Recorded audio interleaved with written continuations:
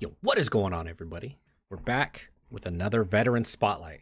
Ooh, I'm so excited. I love doing these things.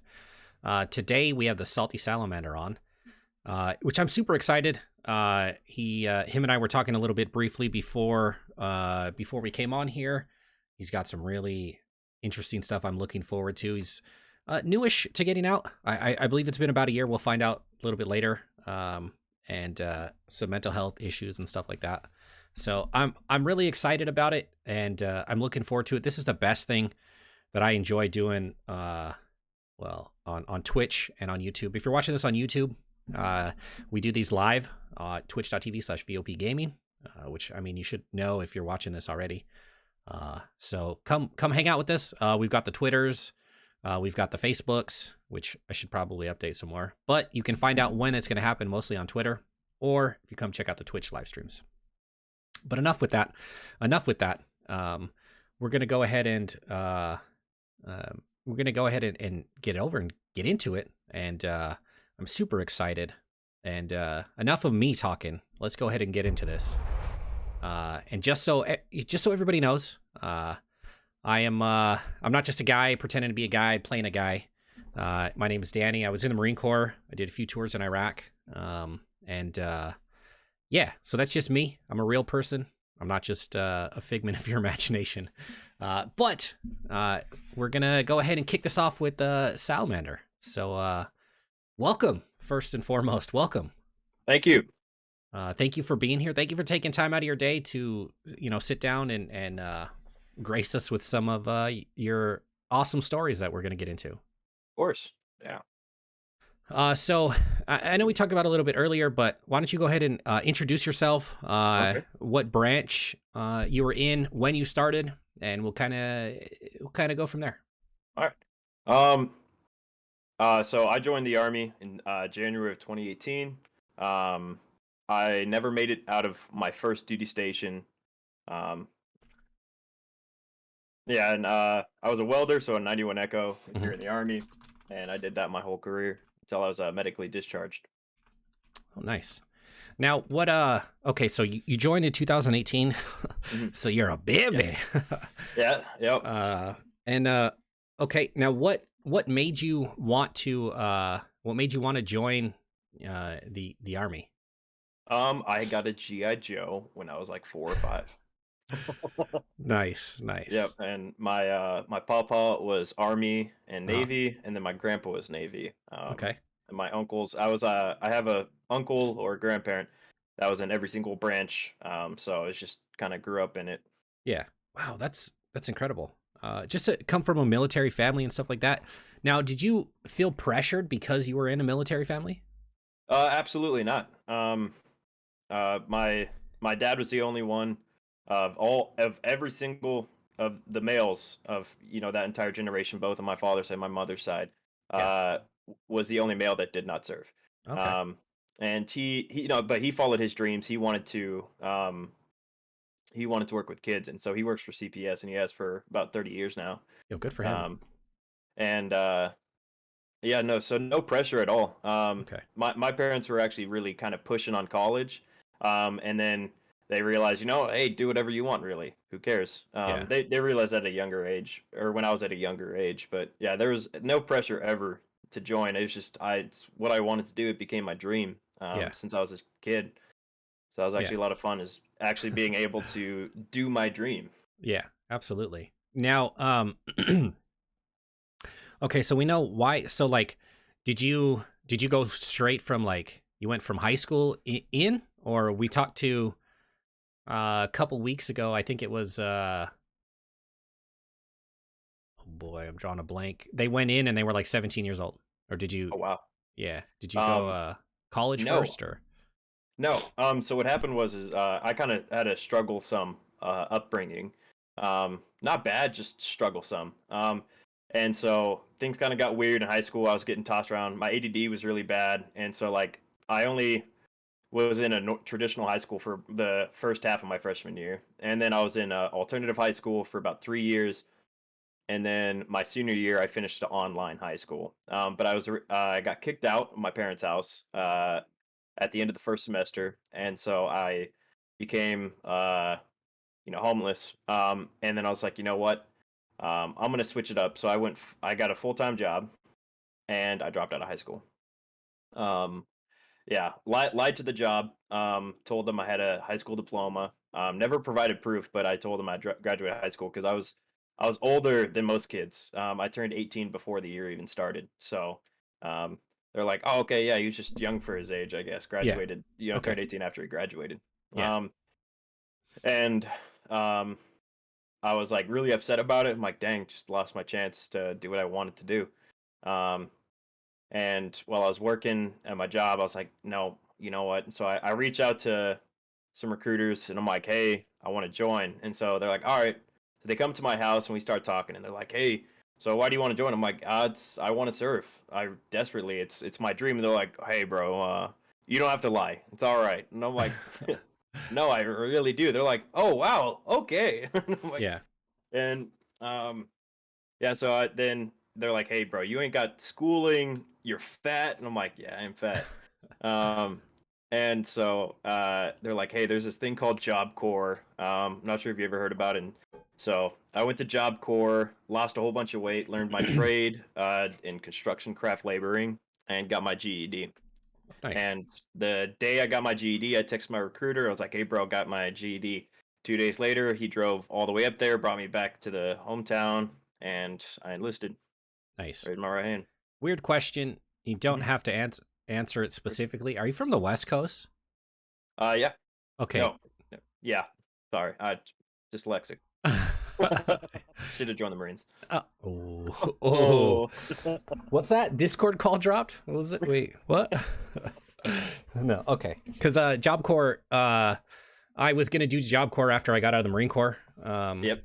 and just because there was an opportunity I'm from California, so there was an opportunity out there, and I'm not entirely sure how expansive it goes out, but Whole country. cool, cool, Job cool. Corps goes throughout the entire country. Okay. So I did it in Washington. That's where I'm from. Oh, The state with the least is Alaska. They've only got one. yeah, that I makes think sense. even Hawaii has two. Yeah. Uh, okay, so all right, so you Job Corps, he picked you up, um, and so that's when you started. Nope. Oh, So I got my GED really fast. okay. Although yes, I did drop out of school and I struggled in it. I'm actually really smart, just super lazy. Um, so got my GED like super fast. Yeah. Did 3 of the tests in one day. Okay. Which they usually try to pace it out for most students. And I was Yeah. like, bro, no, I'm ready. Um, so I got it, and I was like, sweet, all right, can I get out of Job Corps now? They're like, nope. And I'm like, why? And I'm like, okay, I'll just leave then. They're like, if you leave, um, then I found out if I just left Job Corps without getting my certificate, I'll lose my contract and I'd have to re-enlist all over again. Oh, okay. So it's like, oh, I was like, God, I really don't want to do that. I'm like, okay, I won't do that. Because that'll look bad, and then they'll be like, if we can't count on you. And so like my recruiter's like, hey, bro, like trust me, I'd rather have you go sooner rather than later. And I can tell you want to. He said, but if you leave and you try to re-enlist afterwards, that will be on there, and it will upset MEPS, and MEPS will look at it as like a red flag. I'm like, damn. I was like, okay. So Yeah. I finished up at Job Corps because so they extended my enlist or my wait period to 8 months. And like usually it's like 6 months, so I had a waiver had to get signed for me to go past that 6 months. So I didn't ship out until January 3rd of 2018. Yeah. Yeah, Yeah. yeah. Uh, Screw MEPS. yeah. MEPS, they tell you stuff like that to get what they want out of you. They Yeah, don't. and I wasn't willing to risk it. I was like, whatever. Yeah, they don't care. They need bodies all the time, all the time. Yeah, So they just tell you that kind of stuff because like they have quotas that they have to fill. yeah, So, but all right. So you did that for about 8 months, and then so you enlisted. Now, well? It wasn't that long ago. How do you like? Do you remember what it was like on your way to basic? yeah. Um, yeah, I do. I remember um, getting to the hotel. Yeah. Stupid idiot tried to fight me the day before I shipped. Old friend, God, that was he tried to come to the hotel. I'm like, bro, Wow. come to the hotel. Try to fight me. Go ahead. See what happens. Um, but I remember set my alarms, and I was so excited and nervous that I couldn't fall asleep till almost 2. Yeah. Which sucked because we had to wake up at 4 or something like that. 4, I think 5. So all of a sudden, like I remember my alarm's going off, and I like press it. I'm like, okay, and I thought I hit the snooze button, but I turned the off button. Hmm. And then next thing I know, I'm hearing pounding at the door, and I get up really fast, and I'm like, hey, bus leaves in literally 5 minutes. He said, if you're not down there, you have to restart this process. I'm like, holy crap. So I ran downstairs, bag open, just to some stuff in it, like trying to put my shirt on, still running down. I'm like, oh, crap, crap, Yeah. crap. I get down to the bus, and like 10 seconds after I get in, they close the door and start driving away. And I'm like, whoo. Yeah. Really stressful. That, and then I had to reschedule my flight in Atlanta because I got lost in the Atlanta airport. Atlanta, the Yeah. Atlanta airport is huge. Yeah. I fly there semi frequently. My son lives close to Atlanta, and Mhm. that airport, like, you got to take trains, Yes, dude. like if you know what, like, well, like the subway or the BART system is, like, uh it's kind of like that. They have underground trains that go from different places, so that way Yeah. you can. That's how big it is. Yeah. That So was that was stressful for me because I yeah, landed, and my hometown airport is really small. yeah, Um, uh, you almost rarely get to fly from one city straight to the next. yeah, Almost rarely. So uh, yeah, I was like, I looked at the time, and for some reason my brain, I can't remember what exactly happened. I'm like, oh wow, I got an hour and a half layover, 2 hours, whatever. I'm like, I'm gonna go get some food before I leave. So I go, and I'm sitting there eating food and blah blah blah, and I look up, and there's this clock on the wall, and I look back, and I look, oh my god, wait a second. I'm like, oh god, and I look, plane had already taken off. Oh no. And so I had to yeah. find my way down there, and I tell them like, hey, I missed my flight. And then I had this number that uh my recruiter gave me, and he said, call this number if you miss a flight or something. So I call him, Yeah. and it was Fort Jackson. They're like, okay, yeah, whatever, blah blah blah. We're tracking. And so then I kind of sat there for about an hour and a half waiting to start boarding my new plane. And I'm sitting there in the sun setting, and all of a sudden I just get hit with this, what am I doing? I'm like, I'm like Yeah. I'm like sitting at the window looking at the sunset. I'm like, what the hell am I doing, bro? I'm like, oh my god, I didn't do any push-ups. Like, yeah, I lost like 60 pounds, but I didn't. I was like, it was mostly just from legitimately just work, because I was doing construction at Job Corps work, and Yeah. uh just eating right. Um and Yeah. so I was like, oh crap. I started panicking a little. Um and I was like, what have I done? I get there, get to the airport in where was it at? It was for Fort Jackson. I forgot what city's close. Charlotte. Hmm. No, not Charlotte. That's not right. Mm, My bad. I have But I get no there, idea. and show up, and of course, I call my drill sergeant, sir. I'm like, yes, Yeah. sir. Just trying to be polite.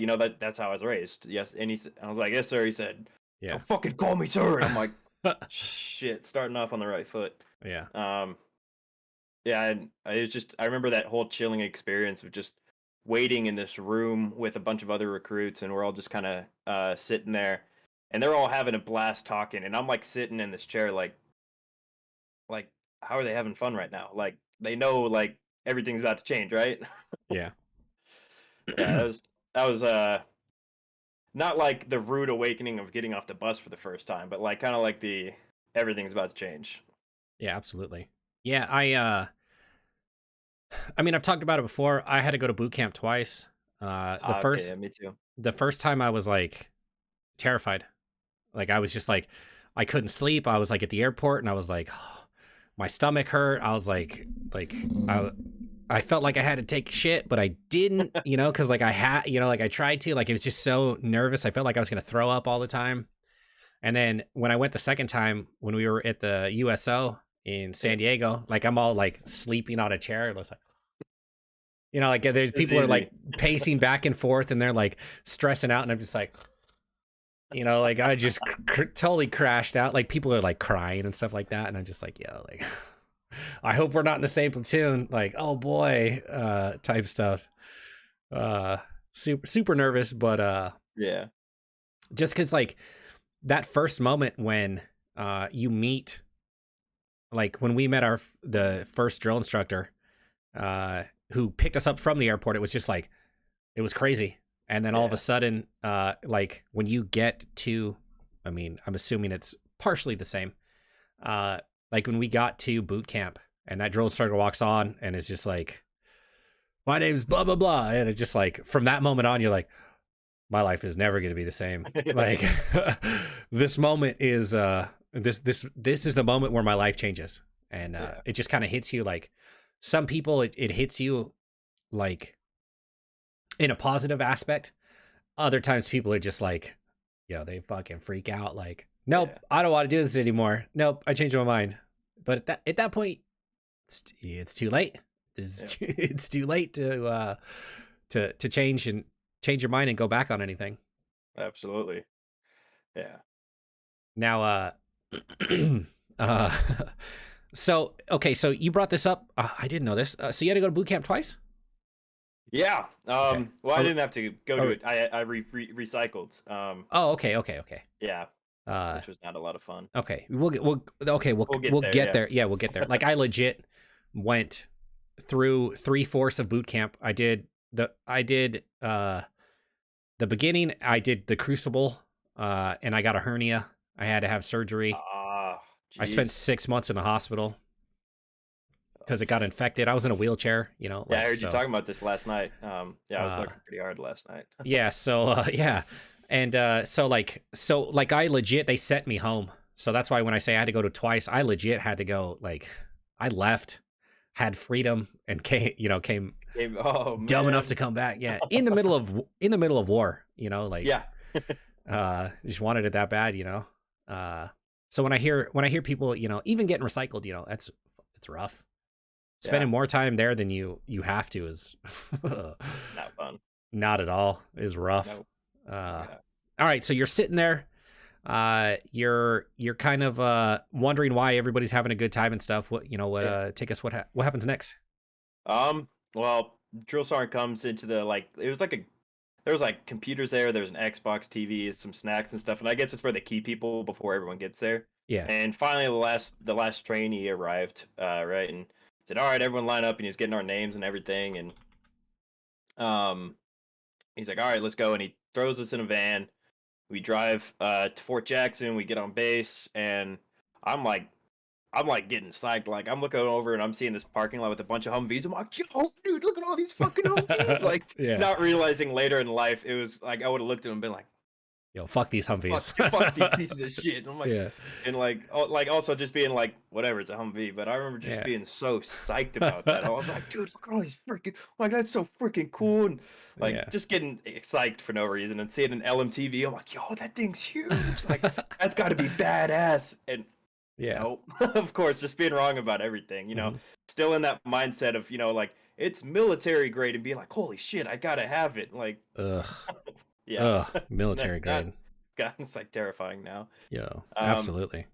we get to reception, and they make us stand in the cold for, of course, probably 6 hours, waiting, and then they, test our weight, our height, stuff like that to get us fitted for our OPCs, OCPs. Oh, so OC, God, I'm ditching memory. OCPs and PT gear, right? Mhm.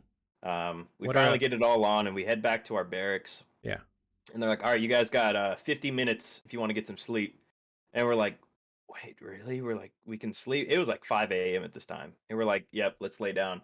And so we lay down, and it felt like literally seconds later, drill sergeant comes in, turns on the lights, and of course, and we're all just kind of standing there like nothing, just like, "What's up?" And he said, "Really?" And walks out, and we're like, "What the fuck Oh. did we do?" And we're like, "What did we do?" And we're like, and some of us were trying to like recall back. We're like, "Okay, did we get told something?" And this kid turned 17 and left a month later. He graduated high school when he was 16, Wow.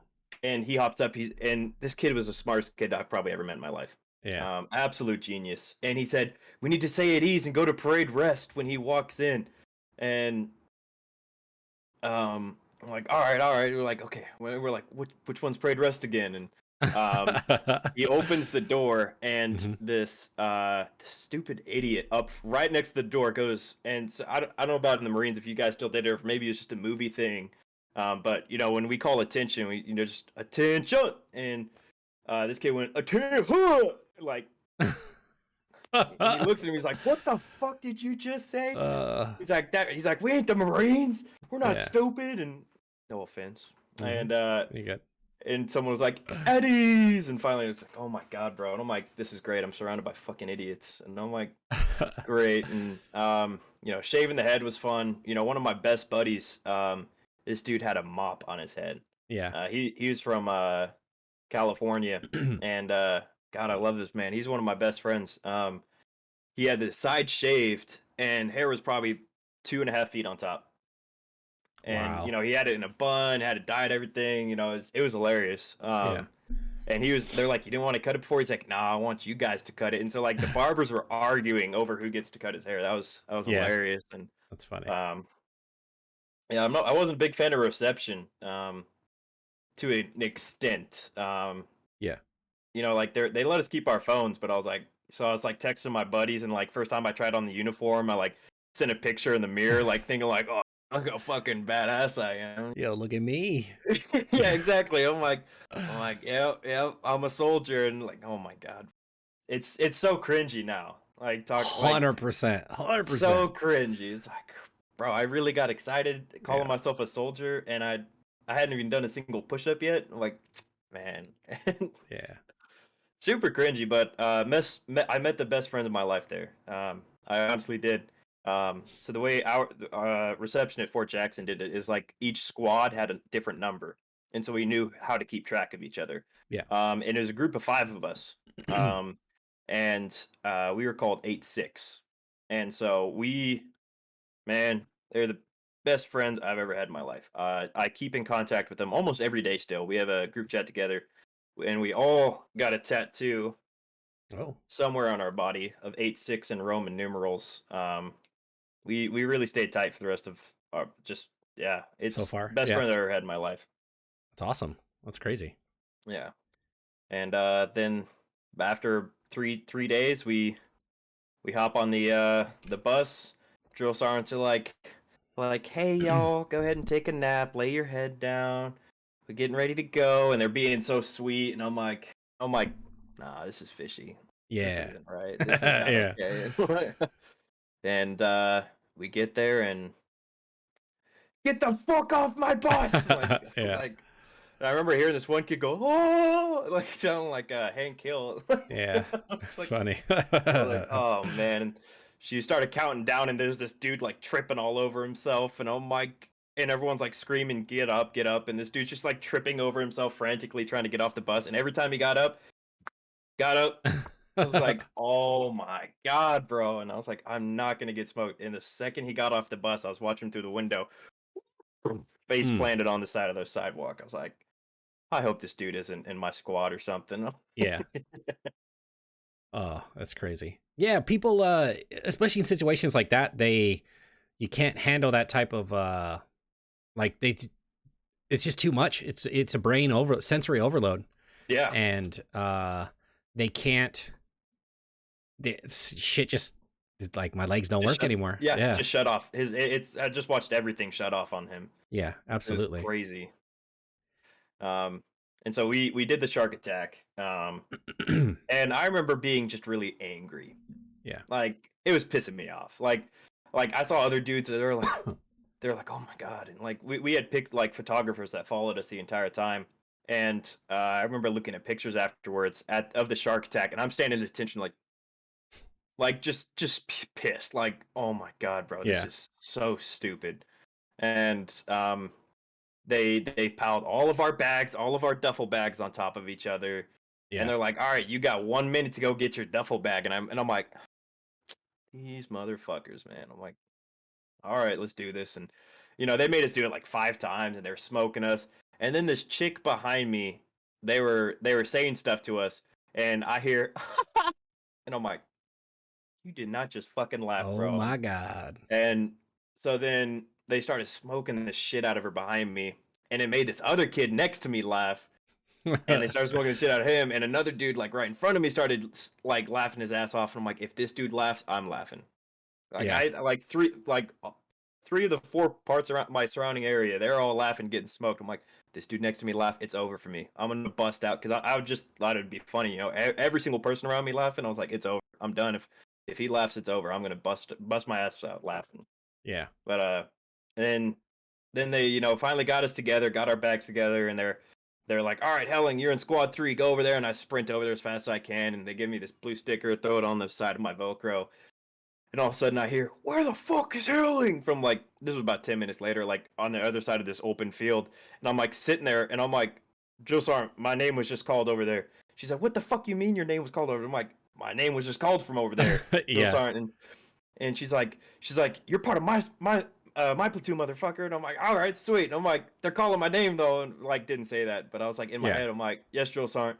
And I hear it again. She said, "What the fuck?" And she's like, "Come on, grab your shit." And she pulled me all the way over. She's like, "This is Helen." He's like, "Helen, what the fuck you doing over there?" And they started screaming at me and getting in my face. And all of a sudden, this other drill sergeant run over. He's like, "No, no, my bad. I sent him over there." And they're like, "Oh, okay, okay." And they got back in my face, and I'm like, "Oh my god, bro!" Like, Yeah. so I went back over to my squad or my actual platoon, and I forgot what happened, but we started getting smoked really bad. Yeah.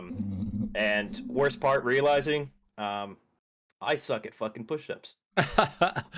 Yeah. And That's the best so place to find out. my fat ass was sitting there, like struggling, and I had this kid next to me. He actually kicked his leg up underneath my one of my knees Oh. and took some pressure off for me. Yeah. Oh. He's actually really, really like really cool guy. Yeah.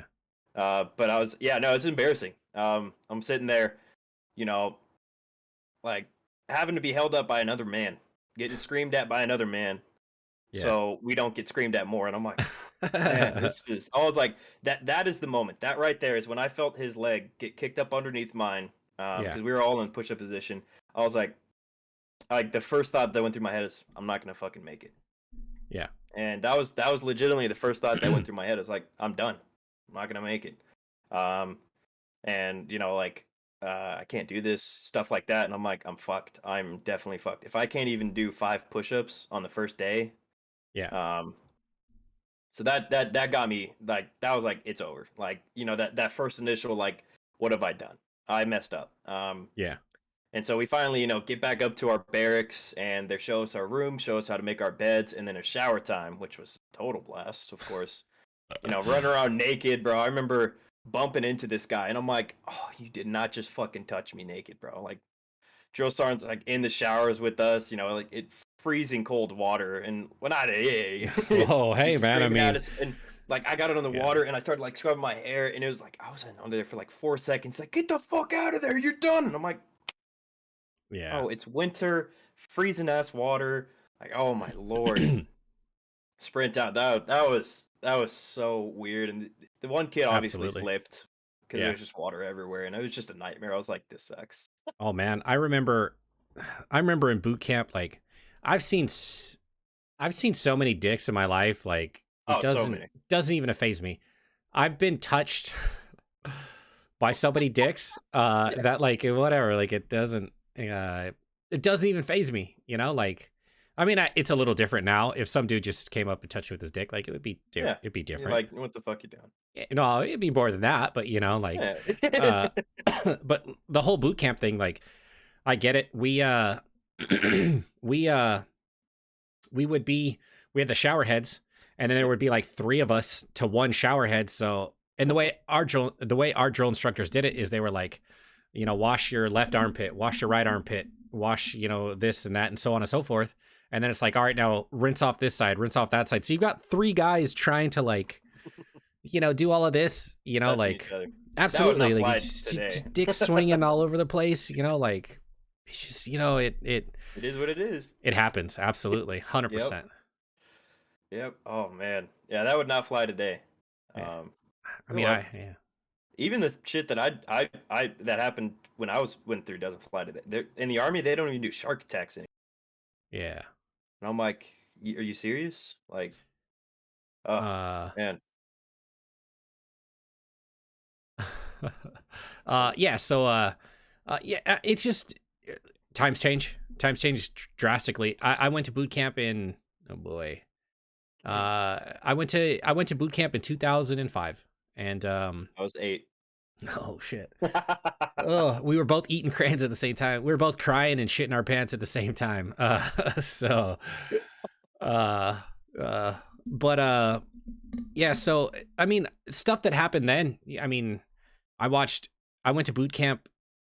At two different times, 6, 7 months apart from me. Well, it would have been about a year, because I was in the hospital. And I mean, it went from, the drill instructors could like curse at recruits and like you could put hands on recruits, Yeah. to no cursing, no bad language, no touching. We saw a drill instructor. He threw one of the rubber trash cans, Mhm. bounced off a wall, hit a recruit. The recruit complained about it. They took the Oh, drones. They took our drill instructor out of our platoon. man. It's just a different, and I'm sure it's even different now. Yeah. I mean, it changes with the times. Like I feel like you don't necessarily need. No, I don't. I don't think. No, I'm not even gonna finish that statement. You need hard charging people Yeah. who have it rough.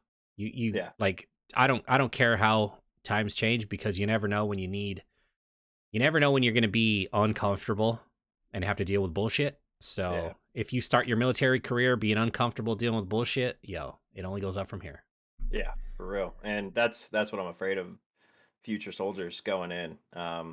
Just they're treated with respect and kindness, and I'm like, bro, when they get to their units, man, Yo, it's over. that's what you got Marines for. Yeah.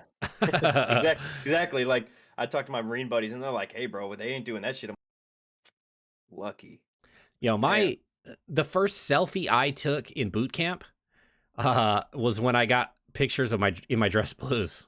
Like Nice. we didn't have You cell had the phones. flip phone and everything, turn it around, and no selfie. You said selfie though. Yeah, 100% selfie is when we stood and everybody's in line, and you basically they measure you to see how big you are Yeah. and you put on a dress blue jacket and it Oh yeah. velcros in the back. You take your picture, your boot camp picture, and then that's it. Like that's Oh our wow. that was our selfie. Oh wow. That's weird. Oh, so okay. We Sorry, had I'm no thinking cell phones. like We didn't have. selfie as in like you hold it yourself. No, Okay. I was because you got a cell phone. That was our selfie. Yeah. And every Marine has those. Every Marine has that selfie. Uh, Yeah. we had no cell phones. We We yeah, it was only when we were in reception that we had our cell phones. They collected them prior, but yeah, even in reception, that was like definitely not helpful. yeah Because they were making it seem like it was going to be a lot easier than it was. yeah So I look back on it, I'm like, why the hell did they let us have our phones? Why didn't they smoke us as much as they should have in reception? Why did they do a lot in reception? yeah. Well, Um, I bet because in reception they didn't care as much. yeah, no, they played music over the speakers in the barracks is a lot. And I'm Yeah, like, I look back, I'm like, yo, what the hell were they doing? Like, chilling. yeah, the drill sergeants that got sent there, they're like, we don't care. Yeah, They're just having fun, doing whatever they wanted, we got off not that having bus. smoke. We did the whole thing. Got our head shaved. Paperwork. Yep. Are you this? Blah blah blah blah blah type stuff. We emptied out of our pocket all the shit out of our pockets that we shouldn't have. Like Yep. just Yeah, we did whatever. that in reception. Yeah. And then they took us into another room to get all of our clothes and stuff. Hmm. Then we got butt ass naked, took all of our clothes, everything, put it in a box, sealed up the box, and that was it. Well, Dang. we put on our camis and stuff, but Yeah. actually, we have camis at that point. I don't remember. We might have just had sweats. I can't remember. This was a long time. Yeah. But we switched right over, and everything that we owned as a civilian, except for addresses, like a Bible, Yep. or something like that, and then I think that was all we could keep, or maybe a Yeah. picture of like if we had kids or something like that. Yeah. But that was it. Everything else went in a box, and it sat there for months. Yeah. Uh, They made us do the same. Switching to those horrible not tidy whities, but they're green. Oh Yeah. man, like part Now, of me, I wish I'd worn those in my normal unit because like sometimes with boxers during rucks, man, wearing the boxers were a terrible mistake. yeah. But yeah, that wasn't fun either. We did all of that stuff. We took our pictures in our OCPs because in the army we do it with our uniforms, not our dress blues. Hmm. I wish, man, dude, those dress blues for the army are god awful, Yeah. god awful. The most hideous dress blues I've seen in my entire life. And of course, as I was getting out, they introduced pink and greens. But yeah, they took our picture in reception. They did like a lot of stuff in reception. Just like the initial like confirming who we are, got our hairs cut, stuff like that. Yeah. Um, God, yeah, that first week was a nightmare. Yeah. Definitely, because I was still a chubby kid. Um, and you know, a lot of the nights we were in a really old barracks building. A lot of the nights the power or the heater would break. Yeah. And so the drill sergeant would come up with like hella blankets and be like, "You guys go. It's getting down to 30 something degrees tonight. The building's old and we can feel it coming in through the windows, even though like, oh fuck, man, like we're about to freeze our asses off." Yeah. Yeah, Yeah. I went during the wintertime too, but I mean, it was in San Diego, so it wasn't yeah, that bad. And all the barracks is, well, I can't speak now, but back you're the then Marines. they were Yeah, all old. It doesn't matter. Fucking freezing. yeah, We went to Camp Pendleton I did the Crucible and stuff during the wintertime, and yeah, sleeping out in the middle of fucking nowhere, in the hills, the breeze from the ocean, and then you still have to shave up there. yep. It's fucking terrible. You It get your is, little yeah. canteen cup, your Yep, razor, yep. and Just you're dip it up in the there, and you're freezing just cold like, water. and you're out there in your skivvy shorts and your skivvy Yep, shirt, and your shower shoes, and you're just like, like yep. cuts all over the place, like a neck's bleeding and stuff, God, and yeah, it's terrible. yeah, it was horrible, horrible.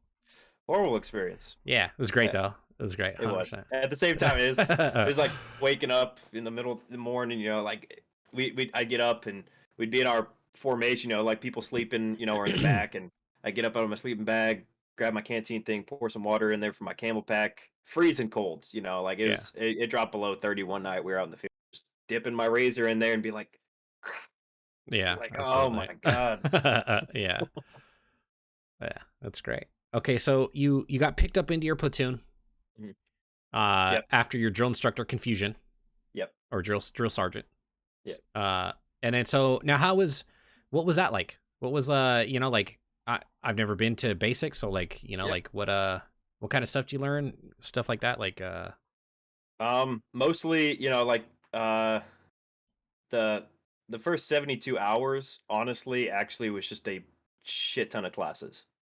mhm, They drilled a lot of stuff into our heads. Obviously we're constantly smoking us for all types of reasons. yeah, Just learning everything, learning about sexual assault, stuff like that for like now and later, because in the army it's co-ed.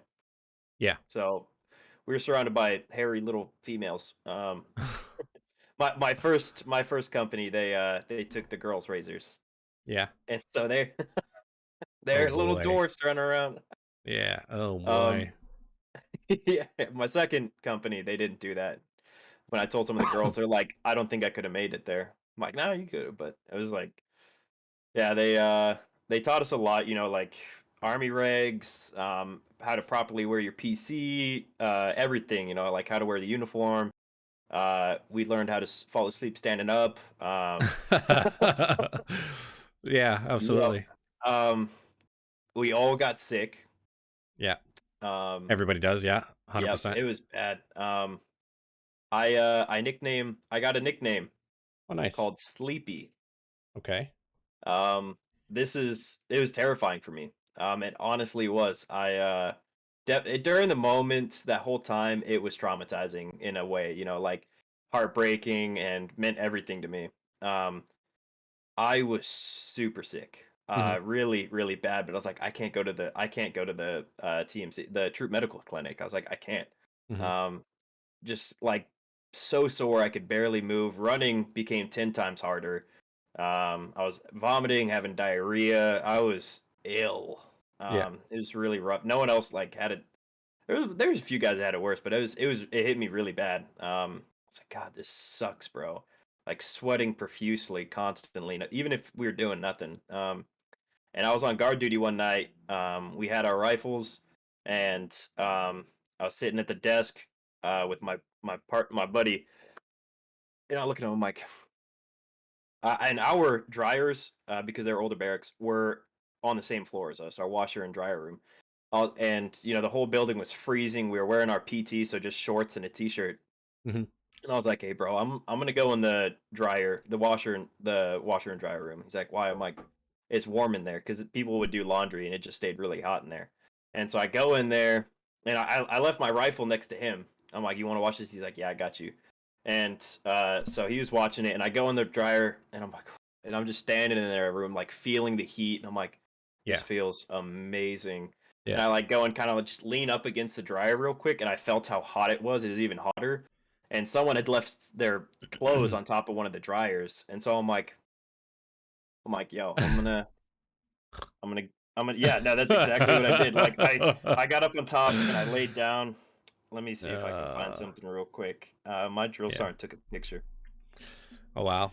Yep, it was bad, dude. It was if I don't find the next few seconds, I'm just gonna walk No, away. you're good. You're good. Yeah, I can't find it. But No. yeah, I laid down, and the second I laid my head down, the immediate next thing I remember is get the fuck up, and I'm like, I remember like jumping like as like a freaking rabbit, dude. Just took off out the door, and I see all my buddies lined up in the hallway, and I'm like, oh crap. And I go standing next to them, and I like see the aisle of eyes just like glaring me down, and I'm like, Death oh stares. shit. Yeah. And he brings all of us downstairs to the office, or the like one of the main rooms downstairs, and he starts smoking the shit out of everyone except for me. Yeah. And I'm like, I'm the shit bag. Yeah, that guy. I'm the You're that shit bag. guy. I'm like, Yep. I'm that guy. And I'm like, I fucked up so bad, dude. And I Yeah. was I was just standing there. I'm like, this is what my biggest fear was, is having a shit bag like me. And I was like, I'm that guy. I am the one making it miserable for everyone, and it fucked me up. And I was sitting Yeah. there. I remember like I was sitting there holding my rifle, like like oh my god, I want to cry because I am a piece of shit, dude. And drill sergeant walks up to me. He looks me in the eyes. He's like, fuck you. Grabbed my rifle, ripped it out of my hands. He's how old? 20 drill sergeant. He said, you're a grown ass man, falling asleep. He's like, you could have killed every single one of these motherfuckers. And I'm like, damn, bro. And he smoked the shit out of him for like an hour and just made me watch. Yeah. And I started crying up there at one point, like just like I held it in, but like tears were running down my face. I'm standing there just doing the 1,000 yard stare, but tears are running out of my eyes, and I'm like, Yeah. this is a nightmare, bro. Yeah. And as we were going to bed, people were fucking hitting me, calling me a piece of shit, like everything. And I'm like, I fucked up bad, bro. I fucked up really bad. And I Yeah. remember like he's like, just for that, Helling, you're gonna be cleaning up and mopping for the next 2 hours. I always forget the name of it. CQ Night Watch. Yeah. I can't remember what it's called, but he said you're gonna do it for another 2 hours, and the shifts are already 2 hours, and mine started an hour after we went to bed. So I was like, I just stayed up, and I'm like, oh man, I'm missing 5 hours of sleep. Hmm. And so I'm sitting there mopping, um, and one of my buddies gets up to go to the bathroom. He looks at me, and I'm like sitting there, and I look up, and I like got tears in my eyes, and he's no one's gonna remember by the morning. And the next morning, no one cared, and that was honest. Like I made up for it for the rest of the time. I was like, I fucked up bad, and I'm Yeah. not gonna ever do that again. It was like I in my head, there's times I'm like, but you were really cold, bro. Like you were shivering really bad. You just wanted to feel warm. It's like, no, fuck no, bro. I should have just accepted it and been like, fuck it. I'm gonna sit here and shiver for 2 hours, and then I'm gonna go get in my warm bed once my time's done. But I didn't. I fucked up really bad. Not as bad as some others fucked up later along the way, but so I was known as Sleepy for the rest Yeah. of the time. Drill sergeant would be like, "Hey, Sleepy." I'm like, that's Drill sergeant. Like, fuck, man. Yeah. I was the guide in boot camp, and I got smoked all the time because of other people. Yeah, I don't remember why I got smoked. I don't remember how they fucked up. I remember it happening. yeah, But It's whatever. It shit happens all the time. Yeah, Uh, all the time at boot camp. yeah, But the key thing is you take from that experience and you don't let that shit happen again. You know. yeah. I took it big time because at all my past jobs prior, even at my alternative high school, I was a part of the school leadership. Hmm. My first job, I became a supervisor. Second job, I was a floor leader. At Job Corps, I almost made foreman, but I left. I was able to graduate super early, but I would have become foreman if I'd stuck around. Yeah. Um, and so like my whole life, I've been put in these leadership positions because I love to lead. Yeah. And so like I was like, no, bro, I need to bring this into my army life. I need to bring this into being a soldier. And so I changed everything. I was like, I need to not be this shitbag that I already started out to be because I was like day 5. Uh, Yeah. First week wasn't even over yet, man. Yeah. Um, and I did. I ended up becoming a squad leader, but because I wasn't passing my PT test, they wouldn't make me platoon guide. Hmm. So I was squad leader for about 4 weeks, and then they did a switch around. Like, all right, now we're gonna make more people squad lead, and they purposely grabbed the shittiest people from each squad to make the squad leaders. Of course, make things tougher on us, stuff like that. But for the rest of the time, there wasn't really anything significant that happened in my first cycle. Hmm. Just I had a drill sergeant AC. She was by God the best. And I'll be honest, like when I joined, I was like, it's weird that like they're putting because I found out like women were allowed to get like combat MOS and stuff like that. I'm like, really? I'm like, and like I was just trying to think of like the stance of we're just physical bodies, how they're different, and uh, but she became probably the most important drill sergeant I ever had. Hmm. She was the best. She was like that mother, like she fucked us up bad. She smoked the shit out of us bad. She was mean to us, but at the same time, she was this like loving mother that was like there for like I was struggling really bad, and she was. I'll be honest, like there was some times where I was like really emotional, getting emotional, like damn, bro, like I really want this to happen, and she was there.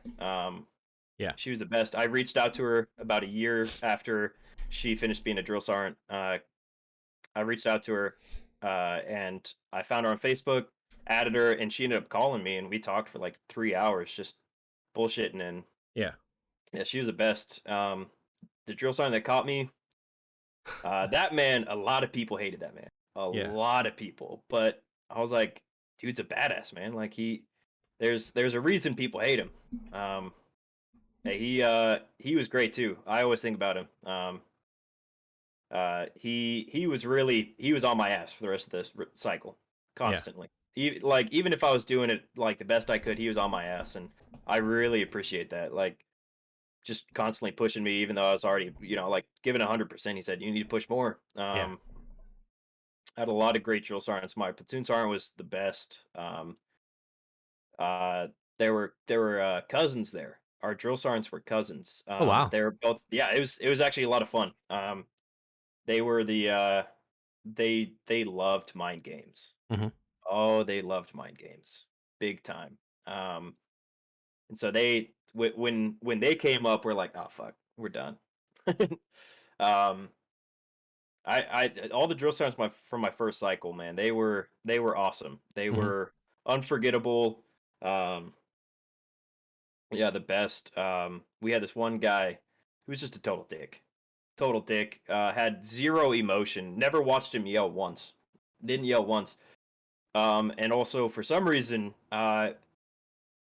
fuck was either every other word or every 3 words or whatever. Like there would be times where he'd try to speak a sentence and we'd be like, "What the hell did he just say?" Because it'd be Hmm. like, "Fucking you, fucking need to go, fucking get the fucking over to fucking defac, fucking," and we're like, "We need to Yeah. bring what to the defac?" Like, so confused. But that man, yeah, that was just unforgettable characters. Great, great, great NCOs that changed a lot of us. That made us. I'll Yeah. always remember them for sure. Yeah, That's awesome. That's very awesome. happy I got some amazing ones. And even when we graduated, some of them didn't really show that much emotion, but you could like they came up and they'd shake our hands, stuff like that. But that like They were great. They stayed away from trying to create an emotional attachment to any of us. But Absolutely. yeah, that's what we needed, and that's what we Yeah. got, and that's what I was terrified of. Is I was hearing like drill sergeants are getting soft, man. They Yeah. really are, and so I was scared about that, and I did not get soft drill sergeants. I got drill sergeants that are like, exactly what they should be. They weren't being friendly with us, stuff like that. That they did protect us a lot too. I don't Um, feel like I don't feel like it's the necessarily it's the drill sergeants. It's just the rules and regulations they have to yeah, and follow. they have to follow. Yeah, they weren't getting Yeah. softer. Sorry. Yeah, thank you. Yeah, they weren't getting softer. They were things were It's having to just a change. yeah, absolutely. And They had to follow them. but I like for us going into, basic and boot camp, you remember those, drill sergeants, drill instructors, TIs, whatever you had. Yeah, But to them, like they'll remember bits and pieces about you, but like a couple weeks from now, they're about to start it over again. About to get yeah. a new batch of fucking shitbirds You that they've can't got to you can't fucking yeah, train. Yeah, can't add an emotional attachment onto that. absolutely. You can't because you just break your heart too many Yeah, times, And so I think having them kind of like uh they leave a lasting impression where you could leave a lasting impression, but like I mean they hundreds and hundreds and hundreds of yeah, yeah, soldiers, Marines, airmen, seamen uh come through there, so like it's all part of the job for for them. Definitely. yeah. It's and I think I only made like a lasting impression on probably two, maybe three drill sergeants my entire time in basic. And Yeah. that was drill sergeant AC, uh, my drill sergeant Ortiz, the one that caught me sleeping. Yeah. Um, I bumped into him after I graduated from my second cycle because I went over to my first company um, on graduation day. I wanted to find drill sergeant AC, and I found her, and she was so ecstatic. She ran up and she's like, "Oh my God, you did it!" And like complete different personality than I'd ever seen, and Yeah. which was like weird at first. Like she was excited, she was smiling, having fun, and she's like, let's get a picture, come on, come on." And I'm like, okay, this is weird, like completely different person now. And then drill sergeant Ortiz saw me walk into his car. He's like, "Sleepy, you finally fucking make it."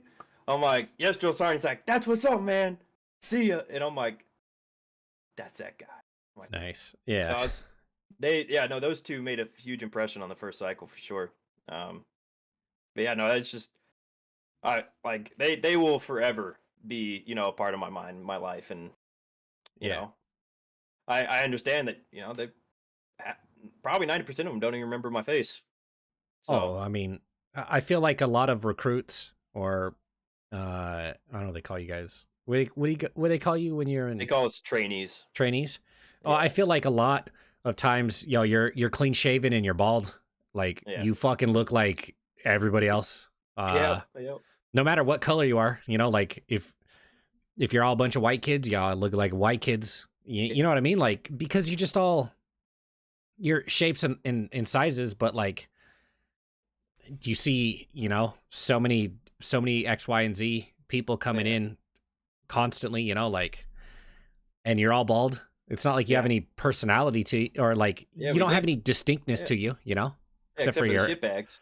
eyebrows. Yeah, absolutely. But I mean, you come through shitbags all the time. Left and right. Yeah, Yeah.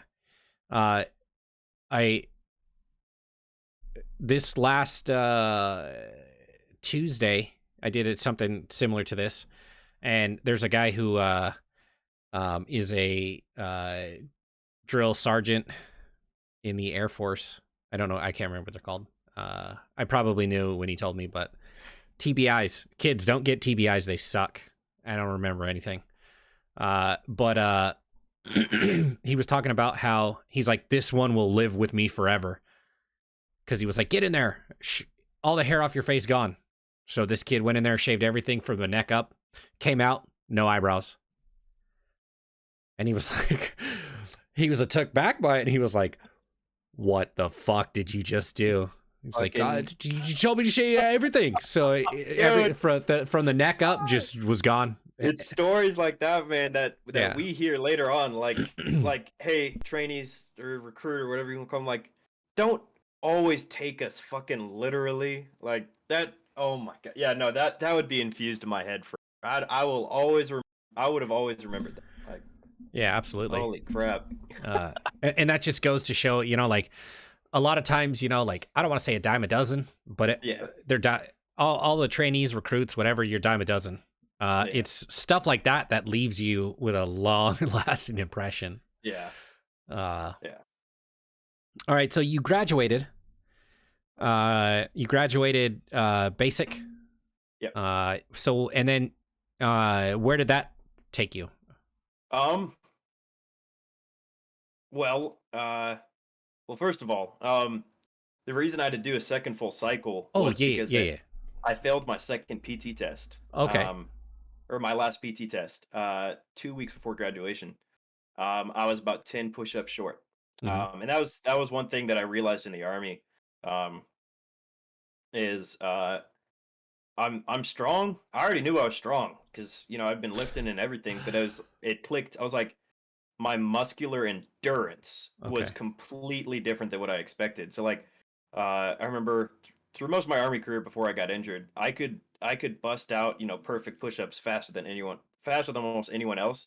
But then Hmm. like I got tired before everyone else way faster. So like push-ups were always strugglesome with my Yeah. career. But I get sent to my new battalion, right? Yeah. And you guys, the Crucible, that's like your last field training, right? Before you get pinned, or you get your Marines pin, right? Uh, it depends. So, like when I went through, you Mhm. did the beginning part. You did a month in Yeah, Marine Corps Recruit Depot, San Diego. That's where I went, and then yeah, you do a month at Camp Pendleton, where you do the Crucible, yeah. and you get your. They gave us our. They gave us our. Where is it at? Where is it at? They gave us our honor, courage, commitment card and our Mhm. dog tags. Yeah. And then from there, we went down. I carried in my wallet this camera. So my honor, courage, commitment card. I don't know There if we it go. focuses on. It's a Marine. It's honor, courage, commitment. Here, I'll show you Yeah. too. I have two cameras, Oh yeah, ladies and I got gentlemen. you on stream too. It just and then it's got on the back. Is a Marine, obeys this and that and yada yada yada. Yeah. But There we go. I still carry mine in my wallet as a reminder. I got this wallet. Well, quick boot camp story. My senior drill instructor, because I had to go to boot camp twice, was my drill instructor the first time I went. Oh, And he got me a present when I left the hospital, which was this wallet. Let me cover my driver's license. It's a Marine Corps wallet. It says Semper Fi in it. oh, nice. I'll show you, and then That's I'll show awesome. you guys. And then you put your driver's license and stuff like there. Yeah. And so he got me one because you could buy them at the PX on the Recruit Depot. Yeah. So he bought me one, and then when I had to get a new wallet like 2 years ago. I actually had to go online and find one because I still have my original one of these wallets. Yeah. But it just meant something special to me that I bought, kind of a duplicate of the Yeah. That's uh, awesome. of the wallet. Yeah. Yeah. So they gave us an honor, courage, commitment card and our dog tags, Mhm. and then we went back to San Diego, Marine Corps Recruit Depot, Yeah. and we did our third phase where you learn how to drill, you learn how to, or you already know how to drill, but you shape that shit up so you become like the like poster Marine. Yeah. Like you're already physically fit, you already know how to kill things, you already know everything. Now it's just to hone, what you look like and how to look like parade ready type shit. Yeah. Uh and then the day before you graduate, you get your it's called an Eagle Globe and Anchor. It's our Yeah. EGA. You get that, and when you put that on, that's it. You made it. Yeah. And You're I good to hear a go. lot of Marines and instructors. A lot of them cry. Yeah, I cried. Uh, It's an Only emotional. Yeah. yeah. I mean, it Yeah. kind of meant more. I don't want to say it meant more to me than anybody else, but it meant a lot to me Yeah, because you did it I twice. did it twice. A lot of people would have quit. A Yeah, lot of people would have quit. and my drill instructor too, because he was there from day one. He was there day one my first time, and then he was there day two my second time because I was in the same company, Yeah. and they went. I was sleeping, and somebody came up and kicked my rack, and I was like, recruit, blah blah blah. Is that you? I said, what? I said, yes. And I had the blankets over my head and stuff, and I kind of like peeled them down. And I see like a flashlight in my face, and I just like, and all I hear is, "Holy shit! I never thought I'd see you again." And I'm like, "What? Like I can't see. I'm fucking tired. I haven't slept in days, you know." And he's like, "Don't pack your shit. Don't unpack your shit. You're coming to my platoon tomorrow." And he kind of like had his flash like this, and then he like shined it on his face, and it was my old drill instructor. And I was like, Nice. "Oh shit!" And so then day two from there, and so when he gave me my Eagle Globe and Anchor, like like it was what a moment. And I Yeah. was like starting to tear up and everything, and I'm like trying to put it on my cover, and I'm like shaking and stuff, and he's like, like we're like face to face with each other, and he's like, "Don't Yeah. cry." He's like, "We've got the rest of the," because I was the guide, so I went with him and I held the box so he could get the Eagle Globe and Anchor out and give Yeah. it to everybody else. He's like, "Don't cry. We've got shit to do." And like, yes, sir. And so like we went through it all and it did all that stuff, and then like he called me in his duty hut after, and then he was kind of like more emotional after that, Yeah. But he's like, "Oh, like sometimes when you gotta have your bearing." I was like, "Yo, I appreciate it." Type, Oh, he's definitely gonna remember you for the rest of his life. yeah, I've seen him. Absolutely. I've seen him afterwards. Oh, that's awesome. Super cool guy. I kind of lost touch with him. I had a big mental breakdown after I came back from Iraq. I kind of Yeah. lost track of a lot of people. And since then, I kind of like haven't reached out to him, but it's another time for another story. Absolutely. Yeah. But yeah. So you got recycled. Yep. And Um, I got sent to my new battalion. yeah. I left on the day that we were supposed to do our last field training, which is called the Forge, and that's when we finally get to have our ranks pinned on us and earn the title soldier.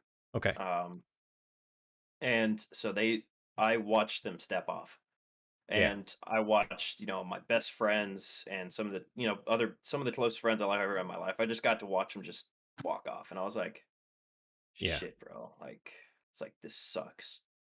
Yeah. And I got sent to my new battalion, and I get there, and I'm standing, at position of attention, um, and waiting. And this drill sergeant comes out. He said, "We don't want you." I'm like, "I understand, drill sergeant."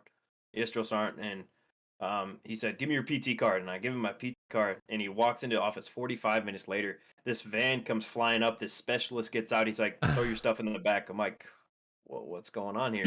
So I throw my Yeah. stuff in the back, and I get in with him, and drill sergeant doesn't even come out. Well, he does, and he gives the PT card to the specialist, and he Yeah. said, "Take him, blah blah blah." And I'm like, "Am I sitting there? I'm like, what's going on here?"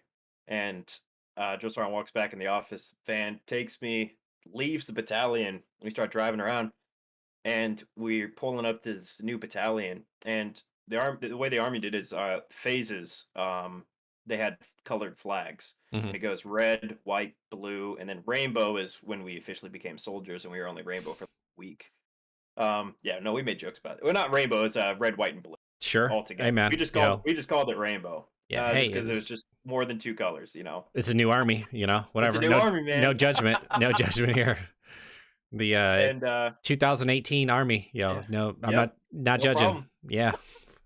And so I left my battalion in blue phase, Yeah. which I was like, damn, whatever. And they're like, hey, it was week 8, and they're like, hey, you're getting sent to a place that's on week 6.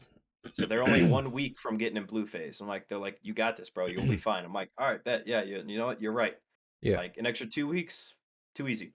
Like I was just less than 10 push-ups away from getting there. And I'm like, we Yeah. got this. And we're pulling up to this new battalion, and there's a red flag out front. Yeah. And I'm like, And I kind of look at the special. I'm like, what are we doing here? He said, "This is your new battalion." And I'm Yeah. like, "What?" Yeah. I'm like, they're in red face. He's like, "Yeah, yeah, they had shark attack yesterday." What? Yeah. It was the way the drill sergeants told us, shark attack was day 0, and then there's day 1. So it was day 1. I was like, "Bro, what?" I was Yeah. just at week like 6, and he said, "Yeah, man." He said, "Your PT score is too low." I was passing push or running and sit-ups. I was like, and we get there, and he drops me off. Drill sergeants come out, and they're in the middle of smoking the whole company, and I'm like, and they walk up to me, and they're just showing me some like a certain type of respect already, like, but still like being drill sergeants. Like, hey, this guy was in week 8, and so they were talking.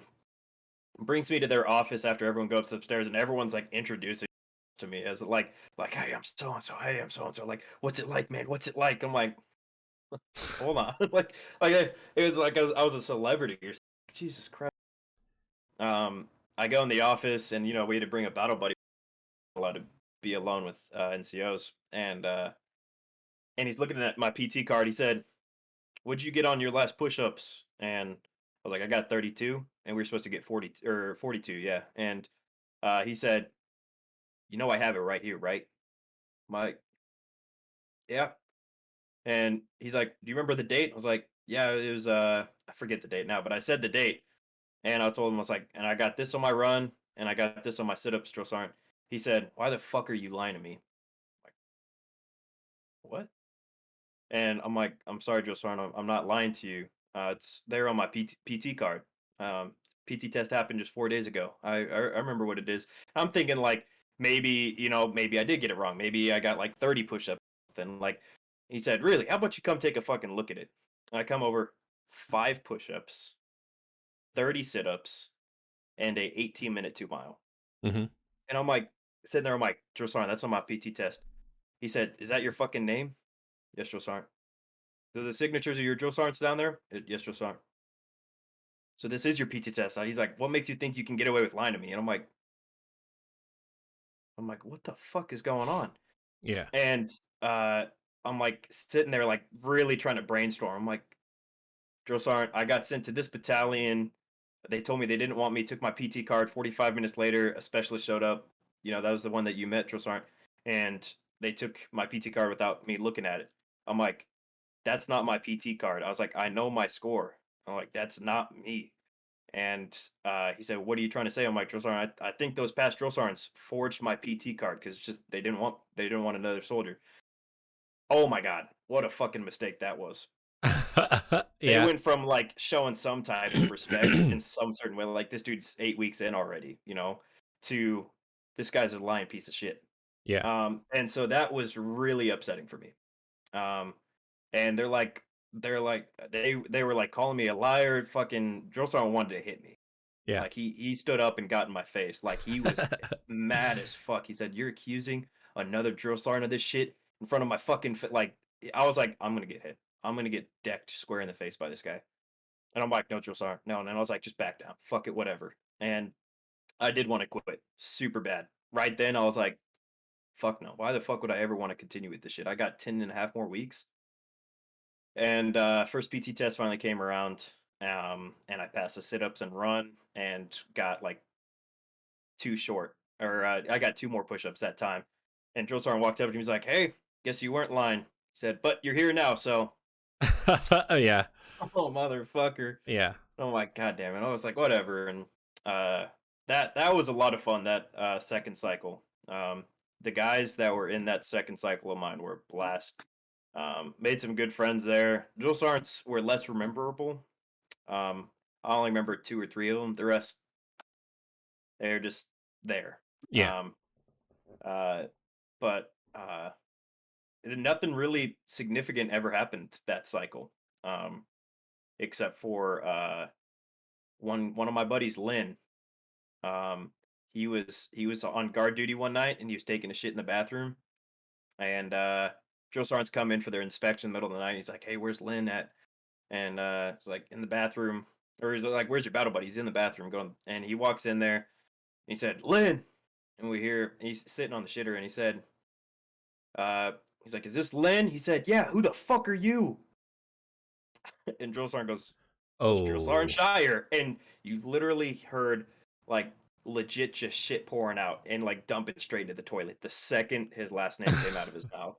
And he said, "Oh, drill sergeant." He's like, "Oh my god, bro." He's like, "Calm down. You're okay. You didn't know it was me. Get out." He walked out and started laughing his ass off. Holy shit! And he looked around. He's like, "Did I just scare the shit out of him?" Like literally, I'm like, "Yes, drill sergeant. You fucking did." Like, Wow. shit is. Yeah. It was hilarious. Like, it literally scared the shit out of him. Like the dude's eyes like flashed before his eyes. Like I just cussed him my drill sergeant. And he was like, "Look, bro, I'm tired. You had no idea it was me. I don't give a fuck." He's like, Wow. "Just just make sure you're not doing anything stupid and I'm going to bed." And he teased him about it That's for the rest crazy. of the cycle. Yeah. That's But yeah, no, insane. and then I graduated and I took off for Fort Lee, Virginia, over by Richmond. Yeah, I went to Fort Lee.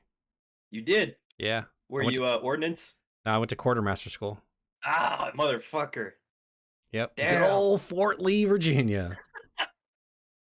That's fucking Man, funny. that would have been cool if you went to ordnance. Yeah. Ordnance Island. Man. Yeah. We had a Marine swallow a bag of heroin Yeah. there, That's and it crazy. busted open in his stomach. Oh, yeah. It was a nightmare on Ordnance Island for like the next 48 hours. Complete Yeah. fucking nightmare.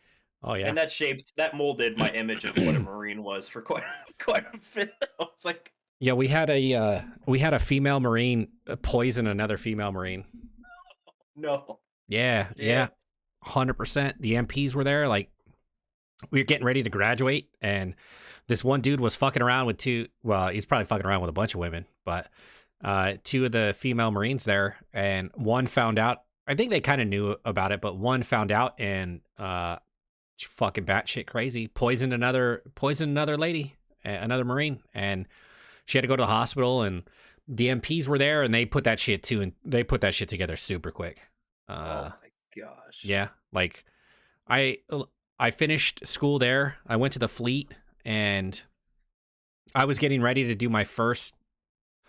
Uh, I was getting ready to leave on my first tour, which was like, let's see, I graduated like 6 or 7 months later, and that Yeah. lady was finally um went to uh she was already in the brig, but like charges had been filed. Like she was going to be there for a while, and Yeah. she had Absolutely. finally like everything finally settled. And it took months, but everything finally settled and everything like that. And she finally got her sentence, and I think she had to do like I think it was like 12 years in the brig. She tried to kill somebody That's so else not okay. Yeah, over that a is dude. over dude. Man, what is that dude rocking now? Jesus Christ. Not enough for fucking 12 years, I'll tell you that much. Exactly. Yeah. I mean, Jesus. I'm not saying I've seen everybody who I went to cook school with naked. A majority of the dudes, nothing that impressive. Nothing for fucking 12 years.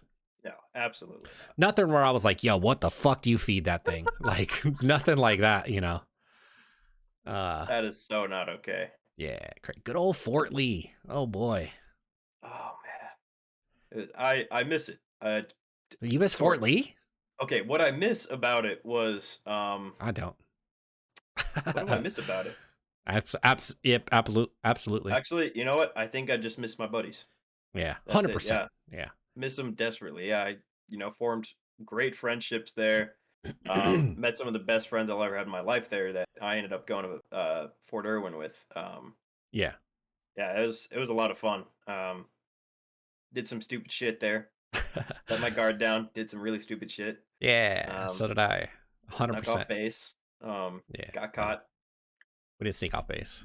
We I was that guy. Yeah, yeah. I was.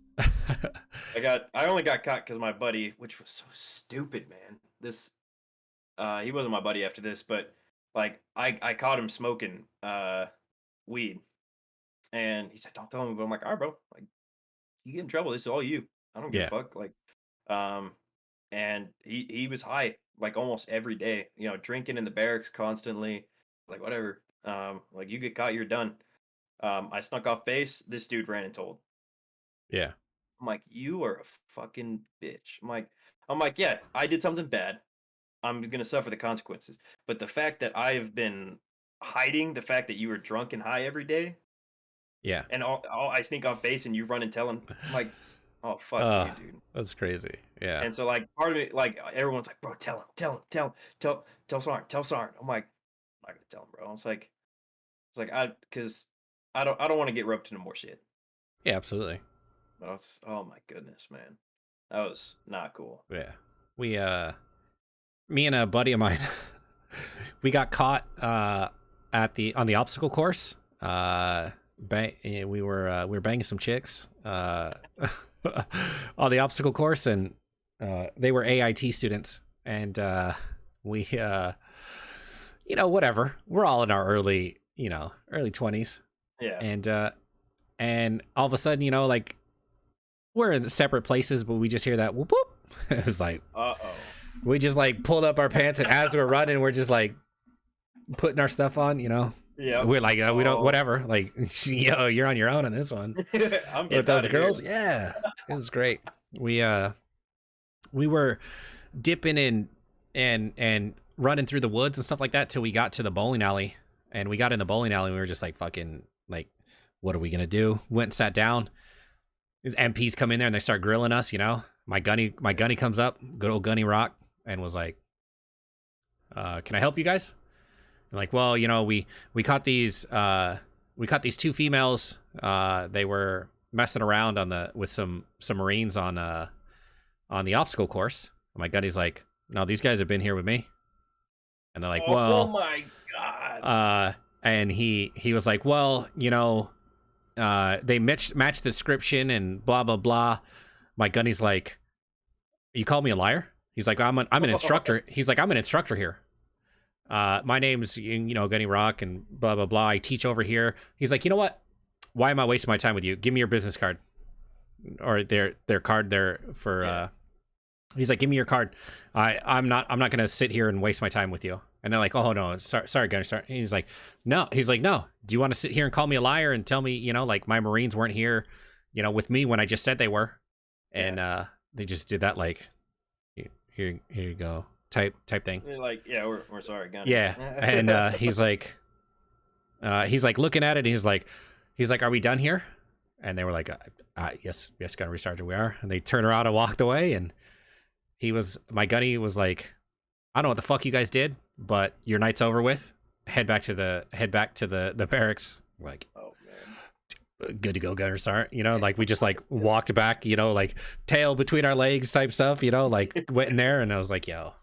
Fucking, we just got away with fucking murder. Like, yeah, for real. Holy shit. Yeah, Oh good my old Fort gosh. Lee. Yeah, we had drill sergeants because about a month into me being there, they started introducing drill sergeants into AIT.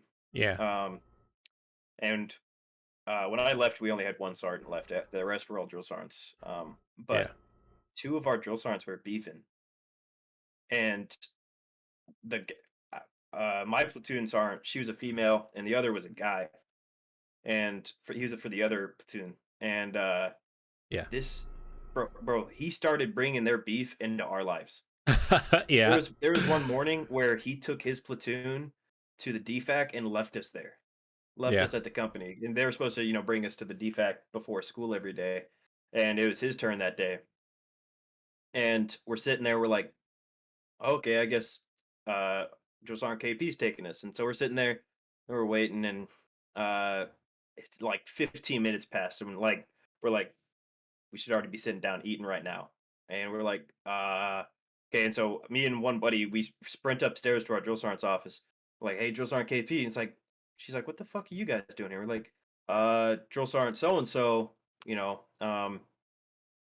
just took his platoon and left. She said, that motherfucker, like grabbed her fucking hat, the round brown, threw it on. She's like, let's go get that piece of shit. And we're like, yeah, let's fucking go. She said, I'm so sick of this piece of shit.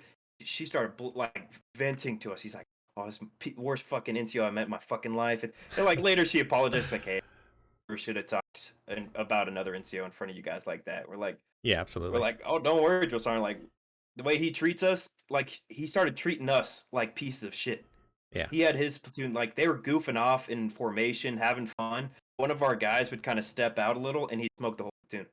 And then we Yeah. were literally watching their guys, like they're on their phones, shit like that. We're like, and he was doing it because she was. We're like, bro, that is the most shittiest thing I've ever seen. Like Yeah.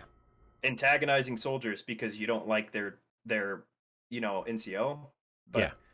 But that was the wildest shit, bro. It's like she was there for it. She protected us, and that man never tried anything again.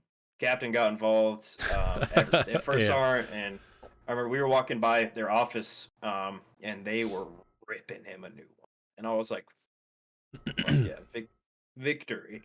That's awesome. Yeah. That's awesome. But yeah, Fort Lee was for the most part pretty laid back. Just learned how to weld and CNC and everything, and Yeah. did what we had to do and left. Nice. Yeah. Uh, okay, so you were at good old Fort Lee, Virginia, uh, Yep. and then so you went to your first duty station. Yep. Where was where'd you get sent to? I got sent to Fort Irwin, California, so that's in the Fort Mojave Desert. Irwin. Yeah. I'm sure yeah, a lot of you guys heard about it probably. Yeah. Marines now less days hear about it less and less, but they still visit, they still get trained. Yeah, Um, I was in 10 years over 10 years yeah, ago. yeah. Like, it was Boy. definitely yeah. I love it when I hear someone know about it. Like, Yeah, cool. You absolutely. ever do a month there? Nope. Oh, lucky, lucky. I mean, I've done I've been to Yuma. Oh, okay. I've been to we did our workups for Iraq. Well, I kind of caught the tail end of it in 29 Palms because I was doing shit with the USS Tarawa. Yeah. So I kind of went from the USS Tarawa to like a week of workup for Iraq, and then I went to Iraq. Oh, Like yeah. they were like, "Well, we've got enough people for the Tarawa. We need we need bodies in Iraq." So Yeah. Yeah. Jeez. it's Yeah. different times then. I mean, this Yeah. was 2006. Yeah. With That was we're at heavy war with Iraq and Afghanistan. yeah.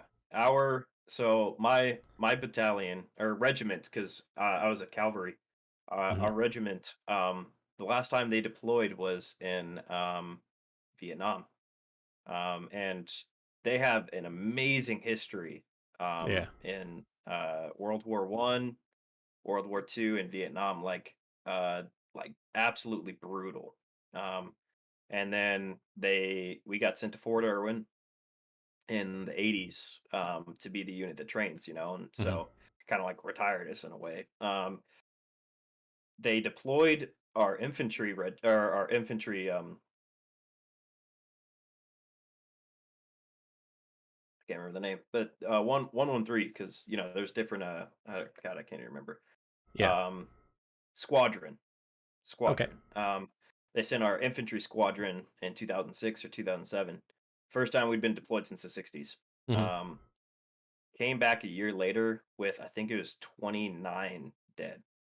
And there or no, it was more than that. It was a lot of guys died over that like 12-month period. And they're like, "Hey, we're because we're not really training to deploy there. We're training other, we're so they're like, yeah, they're like, we're never deploying you guys again. Like, Hmm. obviously this was a mistake. It was like there's a whole museum on base about 2006 or 7, I forget what year it was, and they got all their names, on this uh written down. It's really sad. Like, holy shit, man. And I know that's when a huge sum of people were getting deployed left and right, everywhere. Yep. That's when I Yeah, deployed. yeah, that's crazy. God, yeah. Yeah. I was 8 years old. I Yeah. was sitting in Miss Neff's classroom doing, Fuck all. yeah, Yeah, absolutely. man. Different times, different Yeah, generations. yeah. No, it was a lot calmer when I got to my unit. I was really upset I never got to deploy. Don't be. Um, yeah, to an extent. To an extent. Um, Fort Irwin was hell, man. We were working 3 weeks in a row every month. You know, my first year there, every night we would, do PT, and then there were a lot of nights we wouldn't get off till 2100, like, and then have to wake up at 4 in the morning for PT the next day, Well, welcome to like being a that was, cook. oh, hell no. I was really unhappy at Fort Irwin. It was super bad. Yeah. Out in the middle of the Mojave Desert, gas prices, everything. Closest town was 45 minutes away, and it was a meth town. Next closest was a bigger meth town. Um, it was like they're like, yeah, but you got San Diego, LA, and Vegas. Like, yeah, they're all like 3.5 hours away. Yeah. Like and it's expensive, man. And it's like the gas is expensive.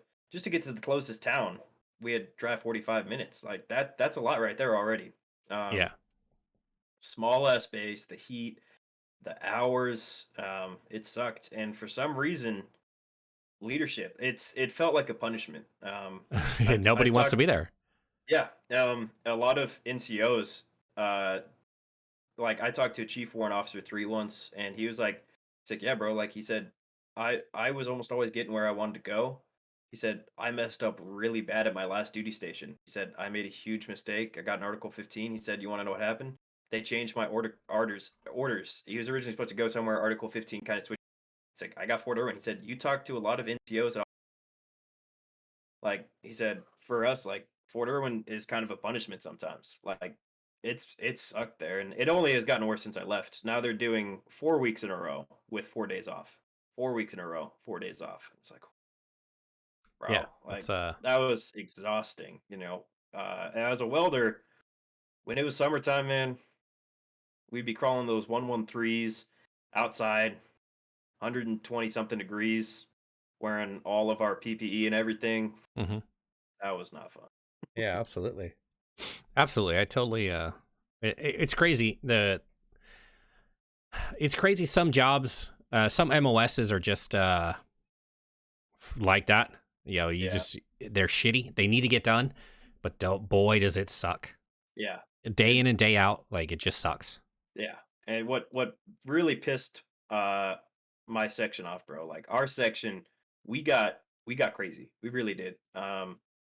We we became a different breed. So we picked up a bunch of the civilian contractor jobs because they were paying, 75,000 to 150,000 for each 113 that the civilians would work on, but the civilians would do it wrong, and they would take months to do it because they were getting paid, for however long it takes. And they sent one over to us one time. We fixed it up in 4 days and sent it on the way. They're like, "Wait, we didn't have to pay for that," and they did it better. And I'm Yeah. like, "Holy crap!" So they just started pulling it from the civilian contractor and just started filling us up. We were fixing, we fixed dozens of LMTVs, Humvees, wreckers. Just we fixed everything, man. Constantly, there was no break time. Mhm. It's a nightmare. It was like they're throwing everything they could at us constantly, and we were doing these massive jobs that were literally saving my time there. I probably helped contribute to the military, probably saving at least over $1 million. Like, Mhm. and that's goes for all of us. And for my buddies that are still there, that's probably well over that now. Yeah. Um, and it's like that is what we were doing every day. Not once. There were times we had a um the general of the army visit once, sergeant major of the army visit once, but they sent us away after we cleaned up the entire. We mopped a bay, like, oh my goodness, and our NCOs and our chief took 100% responsibility for all the work that we've been doing. That Absolutely. shit had us fuming, and every time we made something, and like we were making things for sergeant majors, the our CG on base, like all types of people. We'd make something for him, and we drop it off. He's like, "Hey, thank your chief for this." I'm not gonna sit there to a fucking sergeant major and be like, "Hey, sergeant major, actually, I made that." Like, he's like, "Oh, really?" Blah, blah, blah. I'm like, "I don't want to fuck that." None of us did, and so we never got the credit ever. So that was really just frustrating. We never got like coins or awards or anything, and we're like, "This is bullshit, bro." Like, we're doing more than any other 91 Echo out there is. and because we were texting, like talking to our other buddies, finding out they're getting awards for making a like an awning, just like metal poles, welding them up, and they throw a tarp on for the smoke pit. They got an award for that. Yeah. I'm like, you're fucking joking, right? And so we became really angry at this shit, and so um we had got this new captain at this one point, and they talked to our sergeant, and we were overhearing it from the office. He said, "Hey, you need to get." He said they're pretty undisciplined. He looked at him. He's like, "Sir, you can go ahead and talk to him, but they don't even listen to us." He said that Yeah. that seems like a failure to leadership. He said, "Sir, this goes all the way up to the top." He's like, "What do you like?" He's like, "Oh, your first sergeant and commander messing things up." He said, "No, no." He's like, "The top." He said, "All the way to the general of the army." He's like, "Seriously?" He said, "Yeah." He said, "You can go smoke them right now and give them all articles. Guess what? It's not going to affect anything Yeah. at all." He said, "These guys don't care," and we didn't. We were bitter, angry. It left the army left an extremely disgusting. And my buddy Sarabi and I, one time we get word like, "Hey, CG wants you guys to make a fire pit that he can just put on top of bricks out in the field." So we just got some diamond plate, like grade, and just put some rims around it, and just all he had to do was set it on top of bricks, and he could have a fire pit. Took us 30 minutes to make two. Yeah. Day later, hey, make sure you guys bring on your best uniform. We're like, why? And it's just my buddy Sarabi, and he's like, CG wants to thank you. We're like, for a fucking grade that took us 30 minutes? That shit pissed us off. We're Yeah. like, this is some bullshit, bro. Like all the shit that we save his ass every day, and he wants to give us coins for. He wanted to give us, coins like the CG coins and everything, and get pictures with us for making his fucking grill.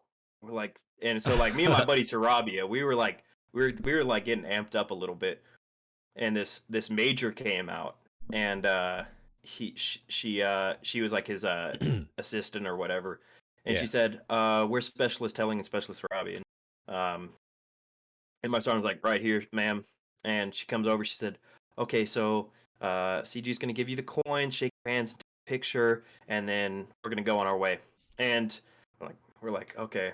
And we hear the CG, and she's talking to him. She said, "Sir, soldiers are here to get your coin." He said, "Oh, is that what we're here for?"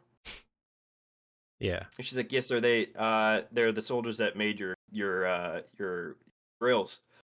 He said, "Oh, okay." He said, "Do you have a coin for me?" Like the dude had no idea had no idea anything. And my buddy Sarabia, this man got in trouble a fuck ton. He's Yeah. an amazing guy. I love him to death. But he got in trouble because there's one thing that he would not let go of: speaking his mind and Yeah. speaking facts. Yeah. And so my sergeant like grabbed Sarabia. He said, "Don't you fucking say shit." And Yeah. like we watched him. He did training once with our command sergeant major of our entire regiment. He said, "So what do you guys think?" And he raised his hand. He's like, "Oh yes, Specialist Arabia. What do you think?" He said, "I think it's stupid and a waste of time." Like, woo! The the shit that came downhill after that Yeah. was a nightmare. We all paid, but like he was right though, and so we were always terrified. Like there were times where they'd be like, "Hey, Sarabia, go to the fucking break room or something. Don't come back till we tell you to." And he's like, "Oh, why?" He's like, "Oh, lieutenant's coming down or captain coming down." So like, you need to get the fuck out of here. Yeah. Absolutely. And so like he said, "Well, I don't have coins, so I guess we'll get them on the next one." And like Sarabia stepped forward to say, like, "We don't." And he grabbed him. He said, like literally grabbed our sergeant grabbed him. He said, And Major comes out. We're like, "Hey, we don't want this." She said, "You sure?" We're like, "Yeah, we don't want the coins." And she said, "Okay, sweet. Well, have a good day." And we're like, "This is some bullshit, bro." Yeah. Like that. Like I know it doesn't seem that significant, but Absolutely. the It, shit that we were doing every day for years, and like legit, like there were times where we were doing 24-hour ops for because we had more work than we could even juggle, and yeah. he wanted to give us coins for fucking making a grill. Took us 30 minutes. We're like, oh my god, like it just felt like a slap in the face. Hmm. So it left a bad taste in all of our mouths. I was like, I don't want to fuck ever. I wanted to do 20, and I was like, I don't want to do 20 more. I was like, I want to get out of the army right now. Yeah. Um, Well, a bad and a bad unit hands down can ruin your Yeah. complete outlook on the military. Well, that was the worst part is it was a bad unit and a bad station, and Yeah, people were like, they're like it's either one or the other, not both. And then we get to Fort Irwin, and they're like, hey, it's both. yeah, Like shit. All my yeah, buddies that have left and gone to new places, they're like, this is the best. He's like, I just needed to do an extra 2 years, and now I want to do 20. It like literally changes their perspective on everything. They're like, Fort Irwin is a nightmare.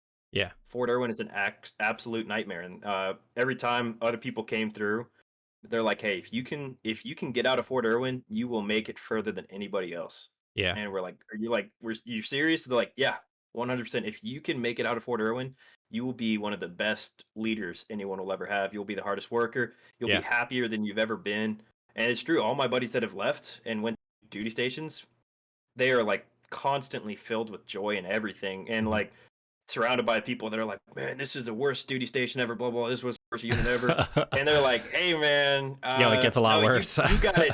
They're like, you got it really. Like they're bitching and complaining about getting off at like 16:30 on Fridays." Yeah, He's like, "Bro, you're joking, right?" He's like, they're like, "Yeah, man. Like average, we didn't get off till 18:30 to 19:30 on Fridays, yeah, and we had to go to back to work the next day because guess what? It was a Saturday. We worked Saturdays, and it was like." There's just all kinds of things. So like every time people are like, "Man, I hate my unit," I'm like, "Yeah, it's not that bad." yeah, And they explain to us, and we're like, "Wow, bro, you got it really good. yeah. You Shitty got it really good." leadership really, really, really has a huge detriment. Yeah, It could either it could lift you up or bring you down, especially like when everybody's out for themselves. When yeah, everybody's out for themselves, it's a very shitty time. I had NCOs, staff NCOs, and officers like of all shapes and sizes, and I had some that were really like, we got to take care of these Marines or the future Marines, or yeah, some are like, yo, I'm trying to advance my career, yeah, and they would give out stupid shit for like LOAs or shit like that for doing dumb stuff. Like we yeah, would be, we had this thing called Nahil, and it was you take out all your cooking equipment into the field and you go cook in the field. yeah, And I remember, so we set that shit up. We set it up in record time, had everything rocking and rolling. We cooked everything, cleaned up everything, tore it down. Just boom, boom, boom, boom, boom. Like, I think we got everything up and down, with like in a day. And there were just a couple of us there who were like, we know exactly what to do. And we worked well with each other, and we would just yell at each other from over there, like, I'm doing this. All right, go ahead. Blah, blah, blah, back and forth. Got yeah, everything secured. And because of this, like, everybody was impressed. And I remember our, oh man, our regimental CO was out there. He gave an LOA out to somebody because he was like, oh, these cookies are delicious. Like, yo, what the fuck? You gave it to this lady for making cookies. Like, that was your favorite part about this whole thing. Like, you don't even know what went into this, but your favorite part was, yo, you had some good cookies. yeah. That shit. Oh my god, bro. Like, yeah, what the fuck? Like, at that point, and this was after my unit left me in Iraq, so like I was very fucking, I was Not very good. more tactful about it. I'd be like, yo, permission to speak freely. Yo, motherfucker said yes. Oh boy, I'm gonna tell you exactly how it feels. But I still had enough military bearing and respect to where like I just wouldn't be like, yo, you guys are fucked up. I would request permission to speak freely, and if they said no, then I'd be like, all right, well, I'm not even gonna answer you. Yes, sir. No, sir. Yeah. Yes, Oh sir. man. Like that was it. That's all you're gonna get from me. It was to the point where we did security for Condoleezza Rice when I was in Iraq. Mhm. And she was going around talking to people like, oh, how are you? How's your time? How's this? Like that. What are your concerns? Blah, blah, blah. So we're doing security for her, and she's going around talking to, each of us. And my CO comes up next to me. Him and I, we didn't get along. And he comes up to me. He's like, you don't have permission to speak freely. You just say yes or no. Yes, sir. She comes up. She's like, how are you enjoying your time out here? Yes, ma'am. I just fucking just blank stared at her. And she's like, do you have any concern out here? No, no, ma'am. It's like, how long you been out here? yes, ma'am. And she kind of like looks at the CO, and the CO's just like, she's like, all right, and just continued walking on her business. And we just had that, we just like stared at each other, and I was like, fucking, oh boy, there's so much shit I want to say right now, but So much. you got to keep that military. You can't. You have to keep your self integrity. You know what I mean? Yeah. Because I had people come to me. I still have people come to me to this day that I was in the military with. Was like, yo, I need your opinion, honest opinion. Like I was a lance corporal. I was an E3, and I was having E5s, E6s, E7s come up to me like, I need your advice. I need your straight, honest advice. Permission to speak. They're like, yeah. Get enough of that shit. Like, I came to you for advice. Like, I'm not gonna come to you to tell you to have you tell me what I want to hear. Yeah. And it was like, all right, cool. Like, I mean, I was older too. I mean, I joined the Marine Corps. Like, shit, I had my 21st birthday in boot camp. I had mine at AIT. And so, like when I went to Fort Lee, like I used to go to the R&R club, and I'd fucking I'd drink out there because I could. And I would have, like corporals, sergeants, E5s, E6 staff NCOs. We were like, at that point in time, we were almost close to the same age. They'd be like, yo, I'm having this issue, like, what's your, give me some advice. Like, well, all right. Like we're at the same age now, like, Yeah. So you got to keep that's my opinion as always, because like you put your name behind something, like, yo, if a motherfucker asks you if they're fucked up, absolutely. But I'm not just gonna be like, yo, you're fucked up, sir. Because I had the same thing. Yeah. I wanted to do 20 years, but I wasn't gonna let. I had a shitty unit. Like I said earlier, they left me in Iraq. Like that's how shitty. Yeah, that's how shitty my unit was. But I always held myself to a different standard. Yeah. I wasn't gonna let them. I wasn't gonna let a shitty command kind of bring me down type thing. We got lucky. So while our unit was terrible, our direct NCOs were, amazing. Absolute. Like I'm gonna remember. I keep in contact with two of them. My old sergeant first class, my old staff sergeant, my old sergeant. All three of them. Like they were the best, man. I love them to death. Um, they're just actual friends of mine now, and my last NCO that I had before I got out, Yeah. I game with him almost every day. Nice. He is one of my best friends now. I legit game with him every day. I like our NCOs kept it tight. They were great. They were like, hey bro, we're hurting like you are too.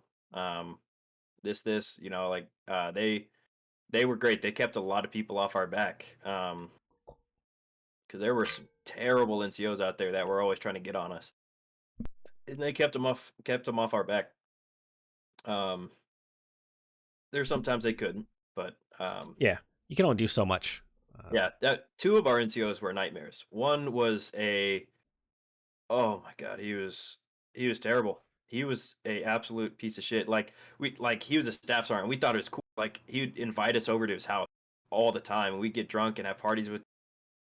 This guy's dope, bro. Like we're drinking with a staff sergeant, like as privates and stuff. We're like, this guy's. Find out later that he's just a raging piece of shit. Like absolute piece of shit. And the reason he's hanging out with us is because no other NCO will get around him. They won't talk to him. They won't nothing. Yeah. He was cheating on his wife. Wow.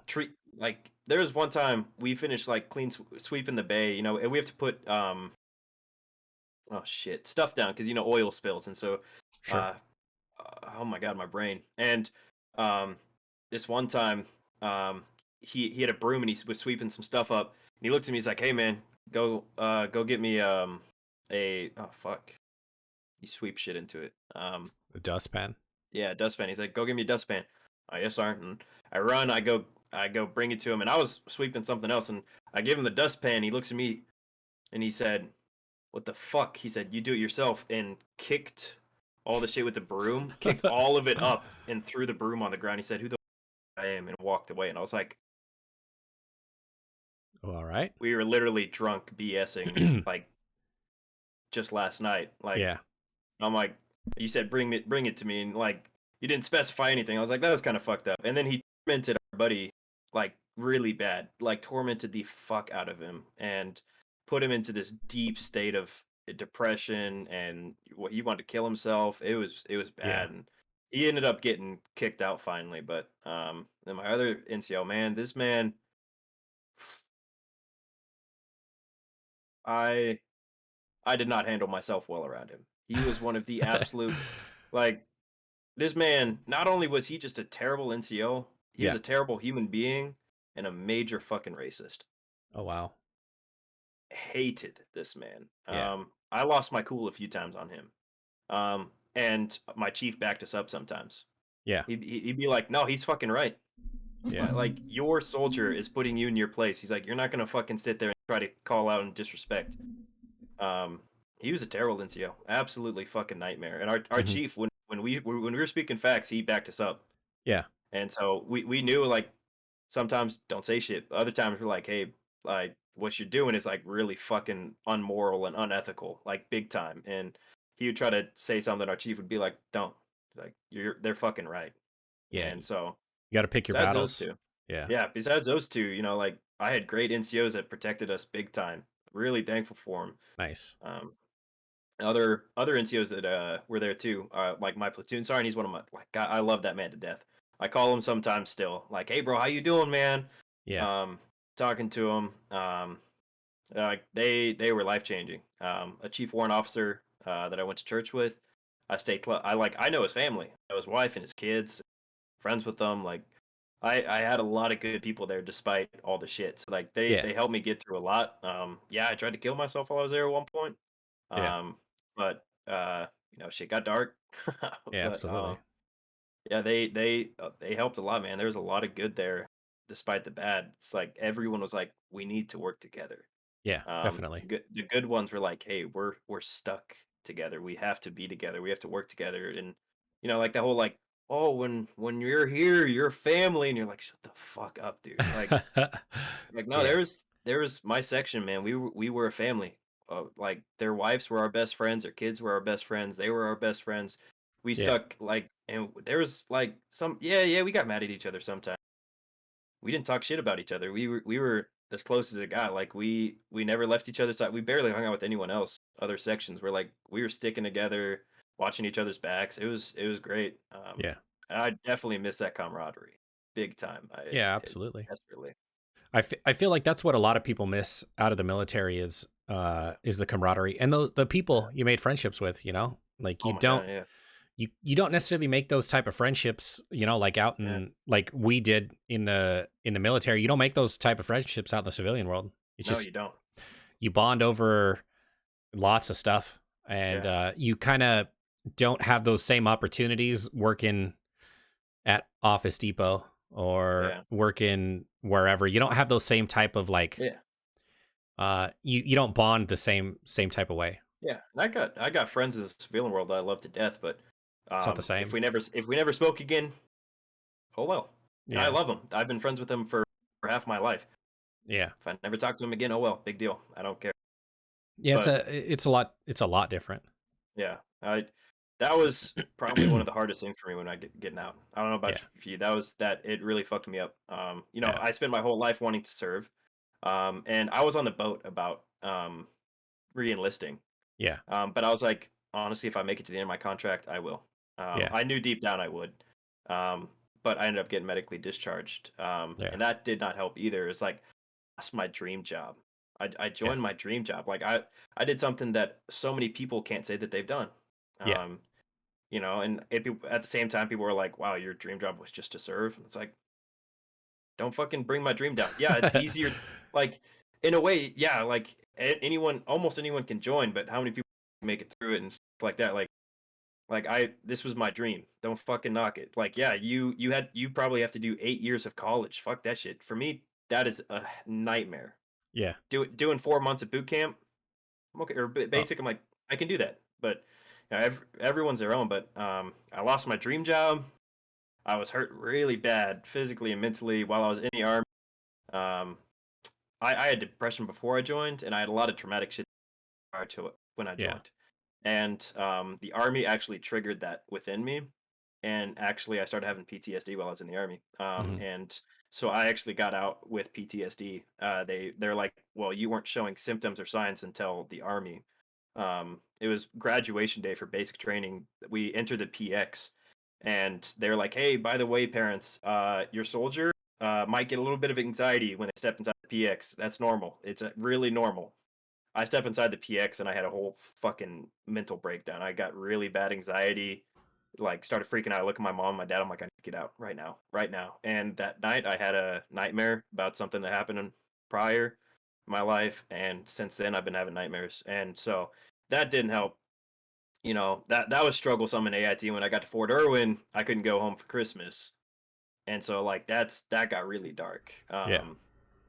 But yeah, the whole like transition of losing some of my best friends, losing that camaraderie, um, losing my dream job, everything was fucking a nightmare for me. Hmm. For so long. I was in the hospital last month because I tried to kill myself. Um, it wasn't it's up until the past month. It has been. I'd rather do 8 months of basic than do the past 10 months of being the civilian. Um, Yeah. Absolutely, just because I started hanging out with some of my friends, and they're like, "Fucking, I don't." I realized I'm like, I don't want to be friends with you at all. Yeah. Um, and the only person that I actually want to see every day is my childhood best friend, who actually joined the army as well. Yeah. He went artillery, and he went up to Alaska. He and I never bumped into each other while we were in, except for when we were both home visiting, and which Yeah. was always rare. It was always at different times, except for Christmas. But um, he's the only person that I like actually want to see. Like, yeah, he's my childhood best friend. We've known each other since we were 6 and 7, and Yeah. then we joined the army together.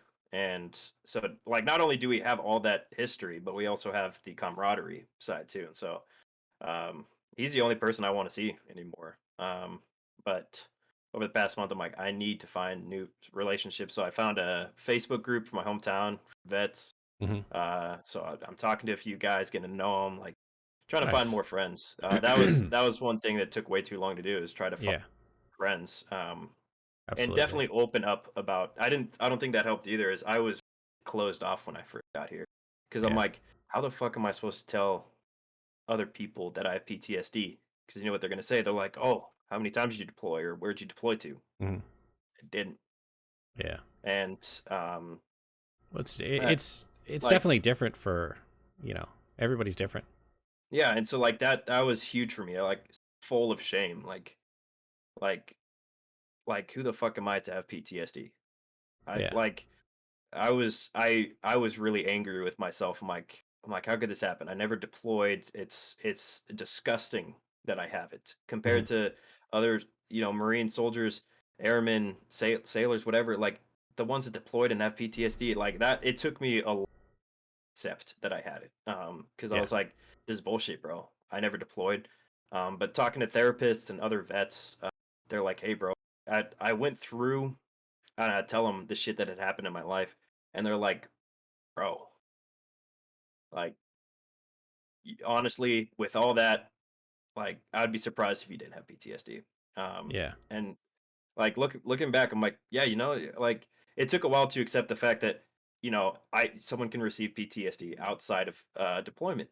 Um, Yeah. it's hard. I'm I'm kind of hesitant to get into about why I do, just because it's social media. Like this is public, but I did have a lot of traumatic things happen.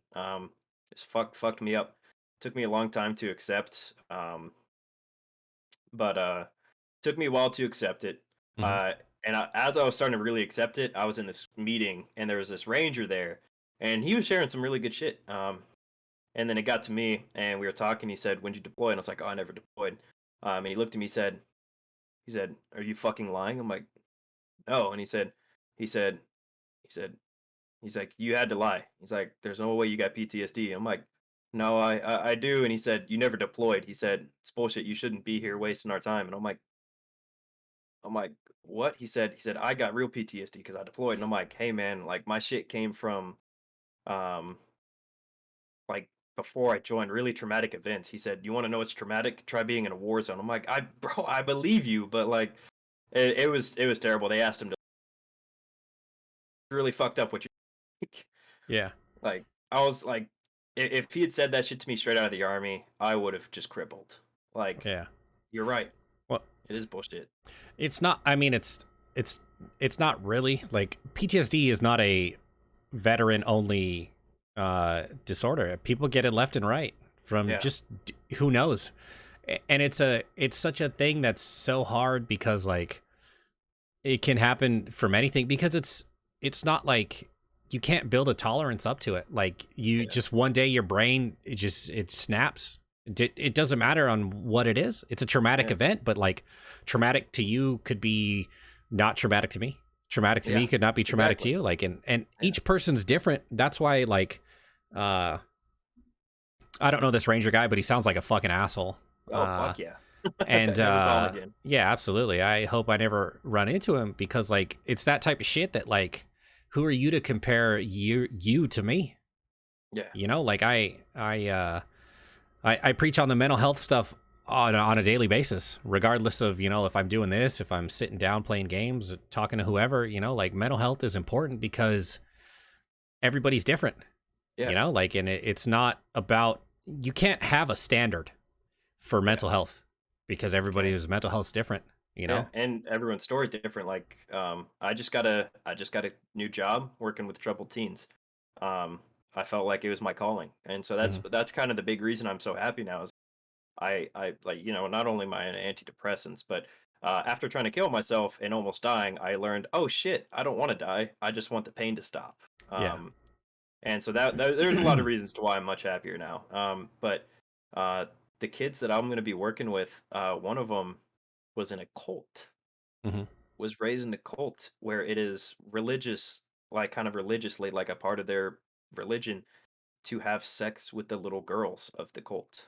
And so they started having sex with them before they were even elementary. They refused to send them to school, and so they never went to school. They were beat constantly. Like they have super bad PTSD, and like that's one thing is kids can get it at an early age. They can get it from anything. Abusive parents. I know a buddy that has PTSD from car wreck. He doesn't like to drive anymore. It was really bad.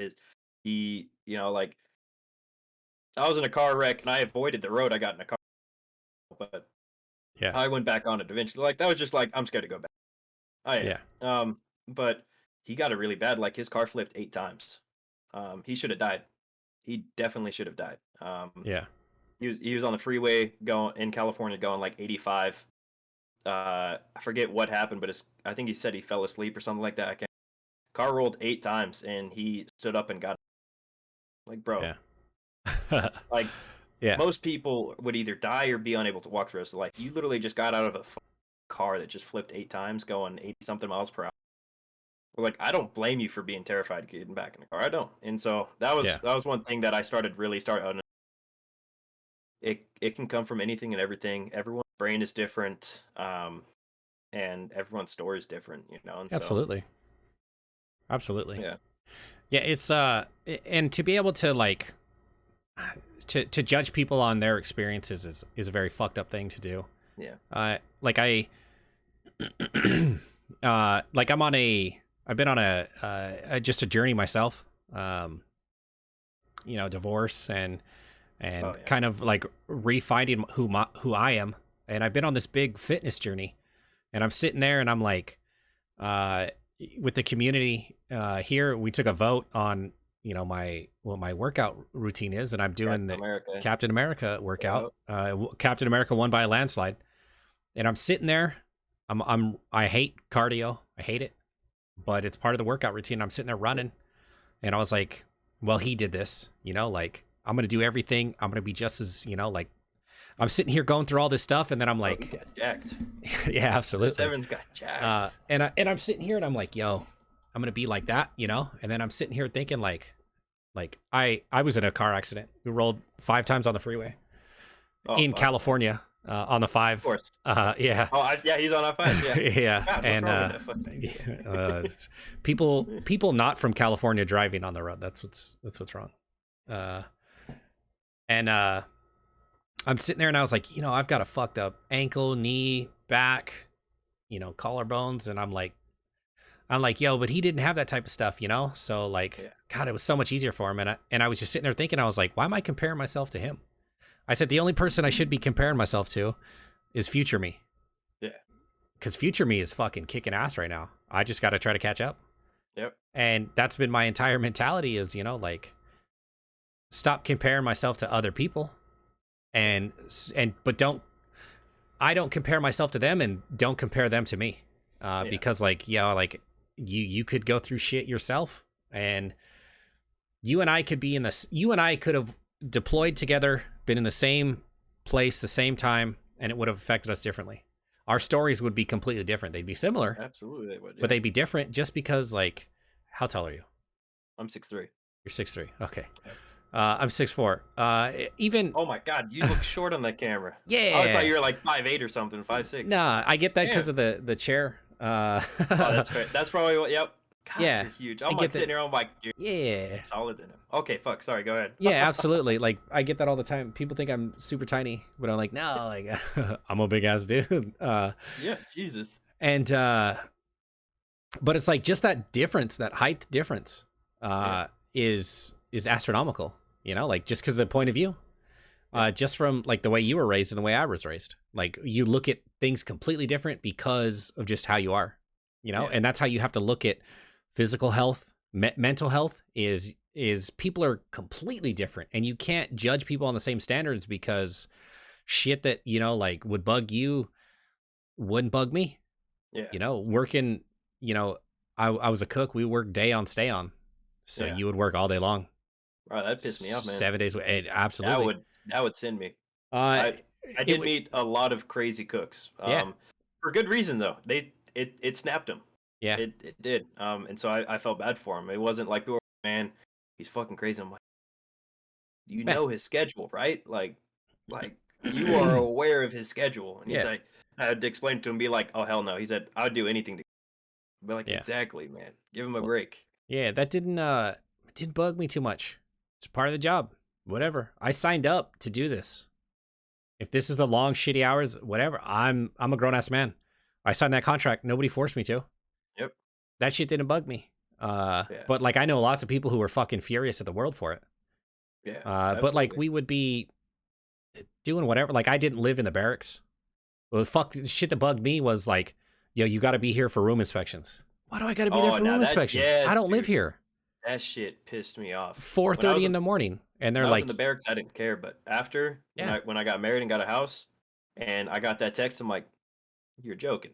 yeah. Or they'd be like, hey, surprise room inspections because they're going through looking for drugs. You got to be on the Yeah. basketball court formation. Yeah. Why? Are you coming here? No. Why do I have to be there? Yeah.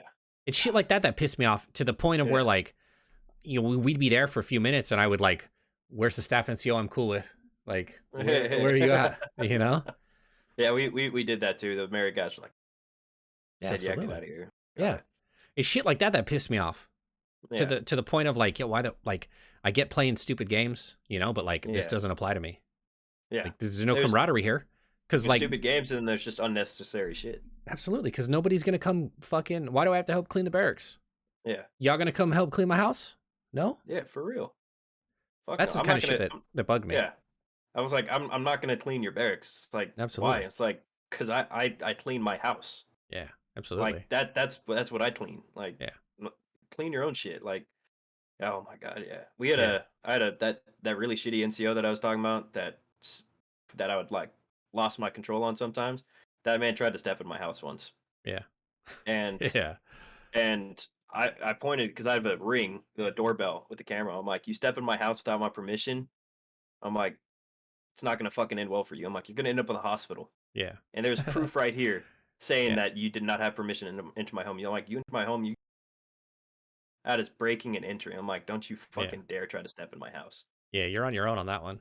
I was like, I don't care if I get in trouble, man. It's like, and he like it took him a second before he realized. He said, maybe you're right. And then he tried doing it to my other buddy, and my buddy looked at me.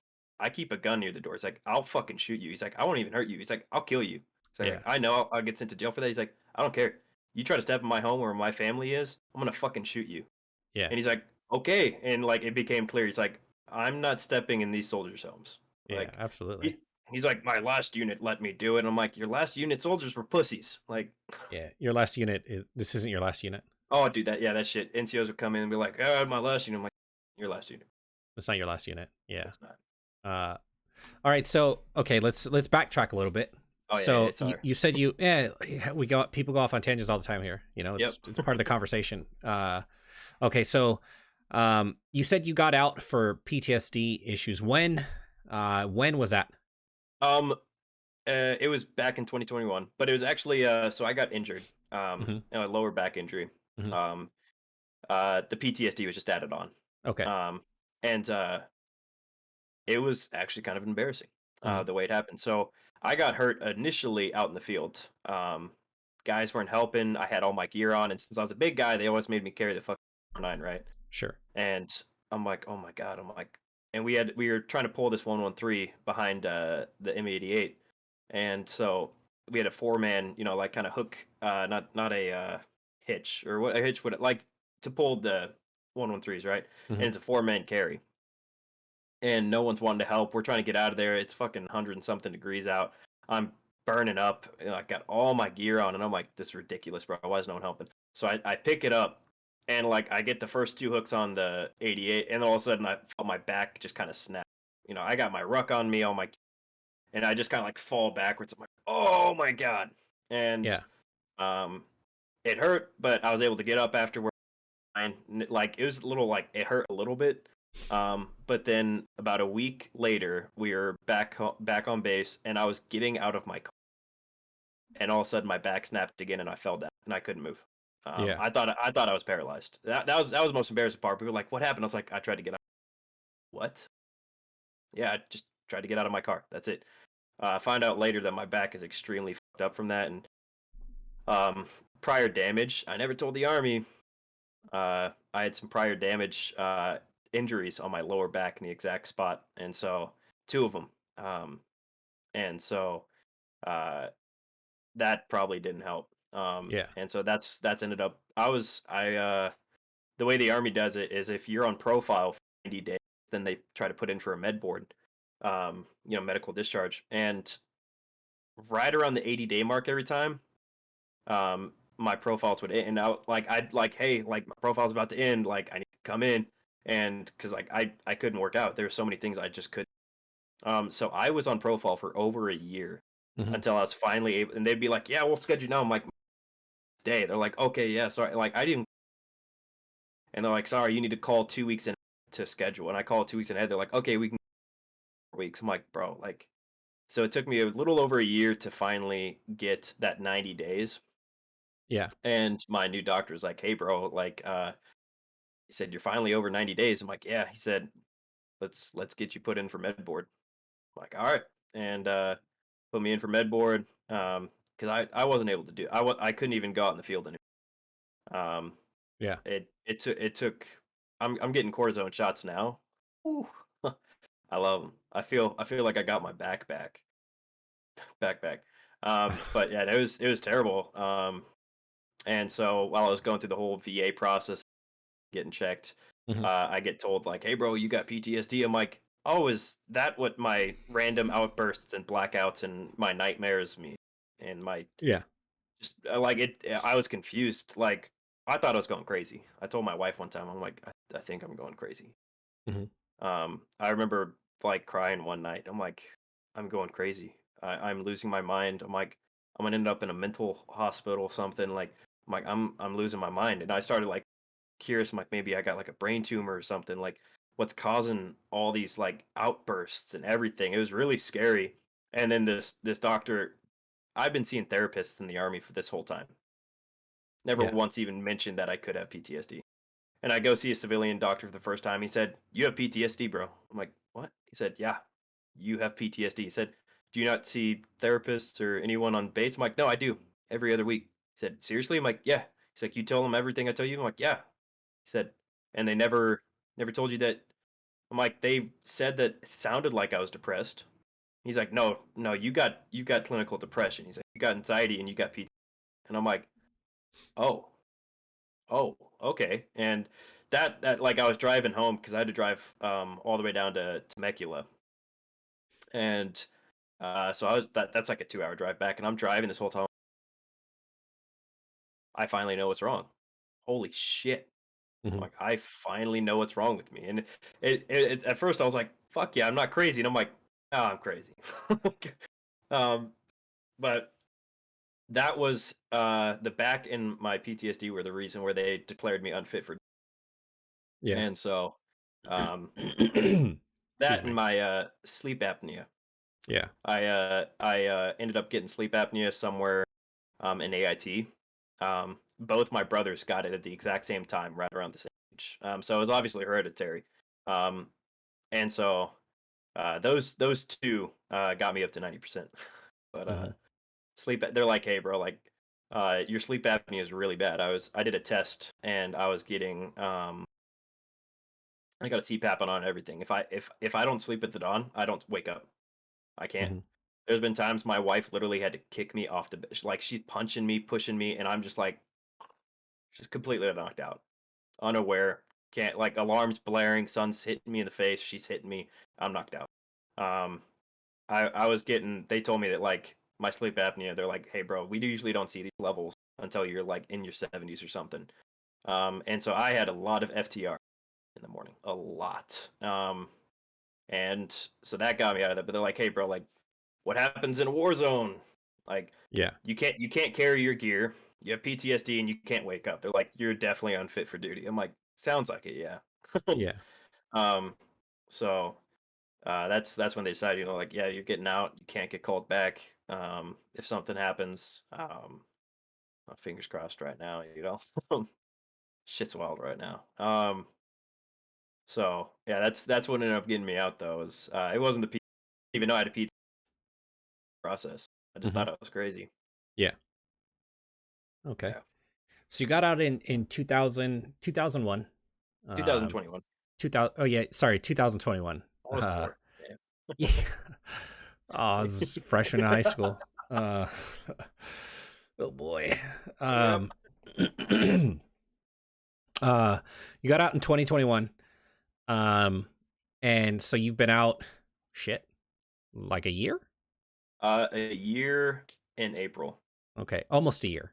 Yeah. And then, so you said you went back home.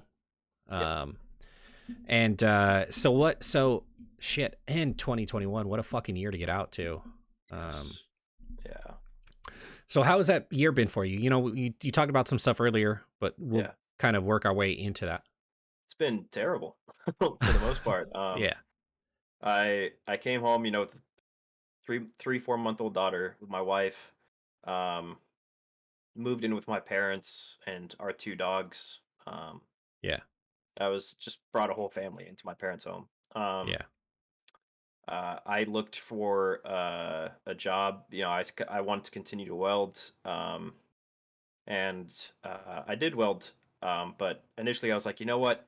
My VA paycheck's coming in. I'm at 90% with a family and a child. That's bumping that price up. I'm like, you know what? That's more than what you know some of my friends are making living off of. I'm like, I can just get a chill job and be like a part-time, half-time dad or a full-time dad or whatever.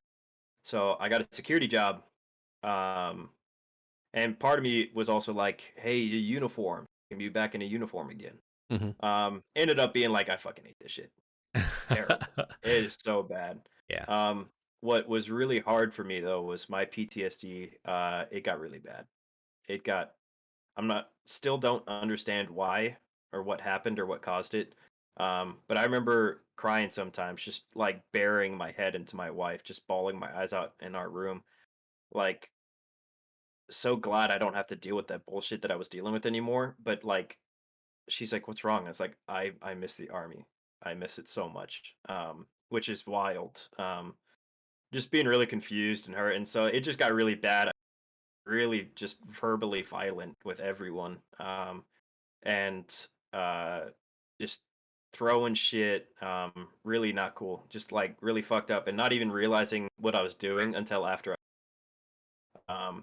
Yeah. I was like, oh shit, like I didn't, and my wife would be like, you said this to me, and I'm like, I said that. She's like, yeah, you did. I'm like, holy fuck. Um, and so I became like my own worst enemy now. Like I was living the life of a person that I would beat the fuck out of. Um, and so I'm like, I have become the piece of shit that I've wanted to, you know, get in the face of my whole life. And so I'm like, if I've become that guy, like, why do I deserve to live in this world? I'm like, because I almost got in huge trouble in AIT. I saw a dude like cursing and screaming at a lady or another soldier, a girl, and I got in his face and I fucking punched him. Like you don't fucking yell at women.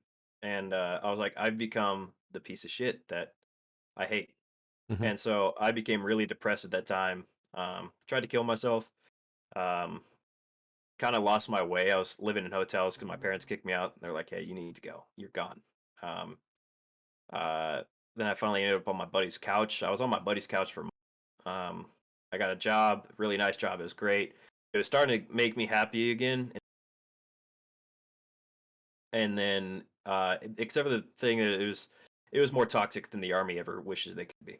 It was it was it was bad. It Yeah. was I watched guys go in and out. While I was there for about 3.5 months, roughly almost 2 dozen guys got hired after me. None of them stayed. It was bad. It was really bad. And so finally, I was like, I'm out of here, bro. And so I quit. Got a new job. That was the best job I ever had. I loved it. Just amazing, Yeah. amazing company. Yeah. And then I had an anxiety attack at work. I had a really bad anxiety attack. And they're like, hey,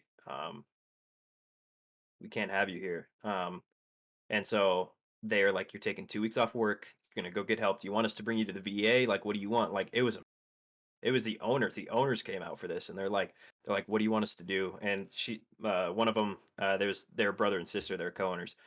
She's like, here's my personal cell number. She's like, you call me every other day and tell me exactly how. I was getting paid more. I had better benefits, better hours, uh, better welding. I was doing like stupid dumb shit at my last job. At this new job, I was having everything about it is exactly what I've always wanted. Yeah. And I start getting some help. Um, and this whole time, I'm still not living with my daughter or my wife.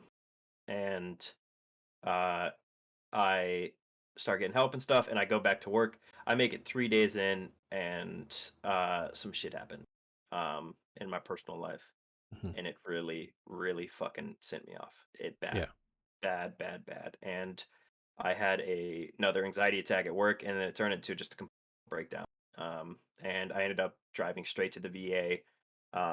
And I was like crying, trying to talk to them, and they're like, "Hey, like we can get you to see someone. Like when is a good day?" And I look at them, and I have to do it. I have to say the words that every vet has ever told me. I'm like, I'm gonna kill myself if I don't see someone right now. Yeah. And they're like, "Oh," I had no other way. Like I wanted to go. I was getting better.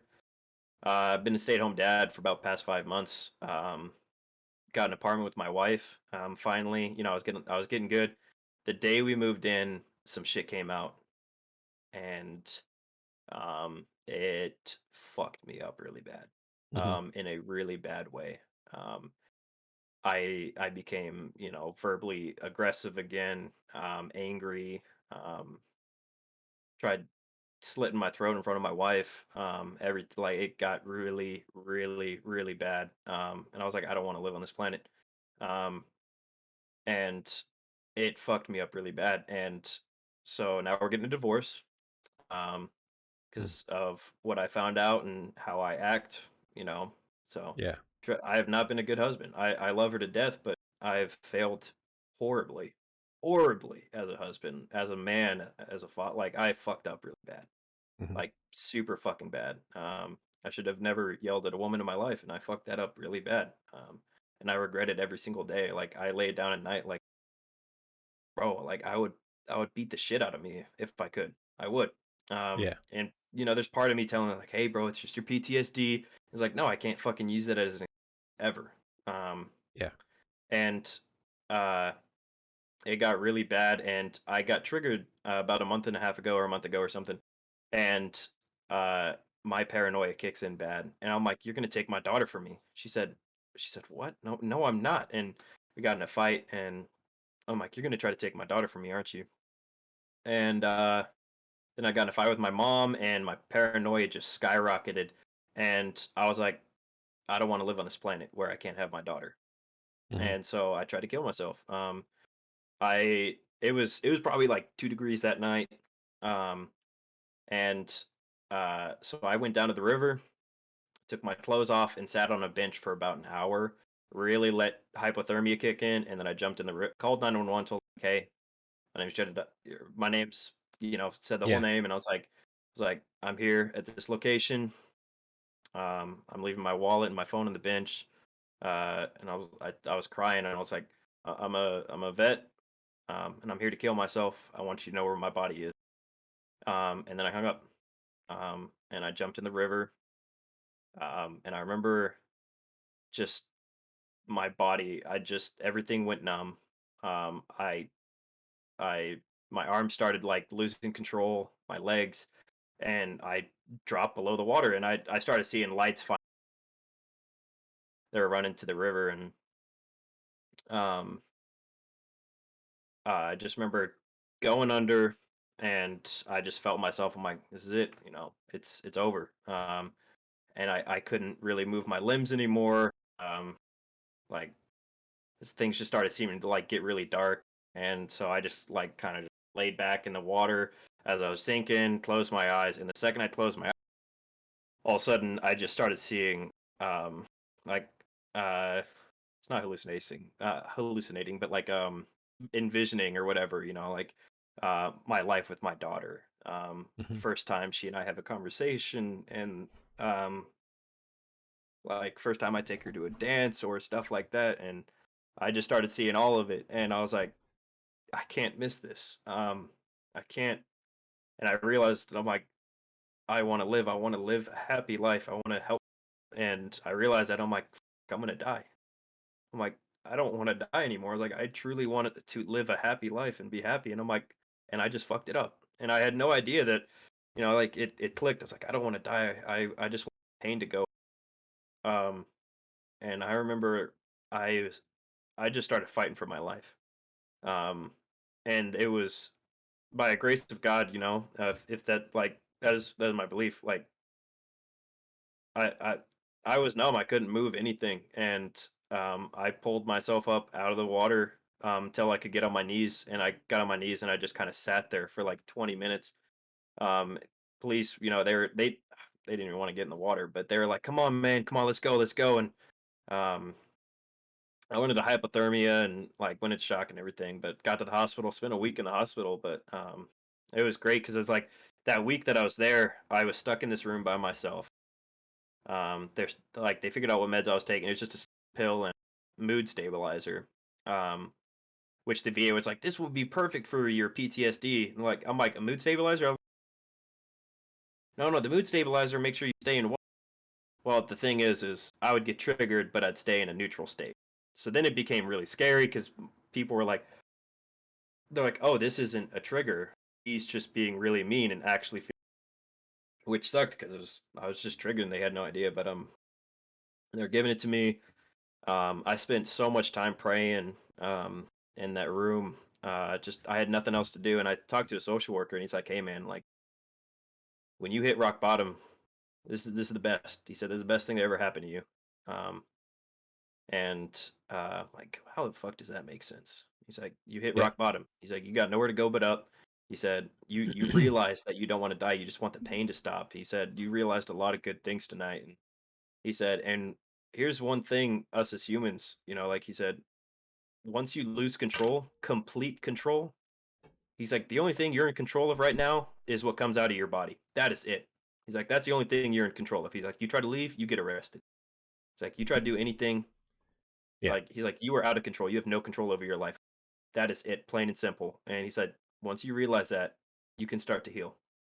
And he was, God, probably never gonna see that man again. But he's like, you need to find, you know, um, your purpose. He said, God, and if this is, whether you believe it or not, that's okay.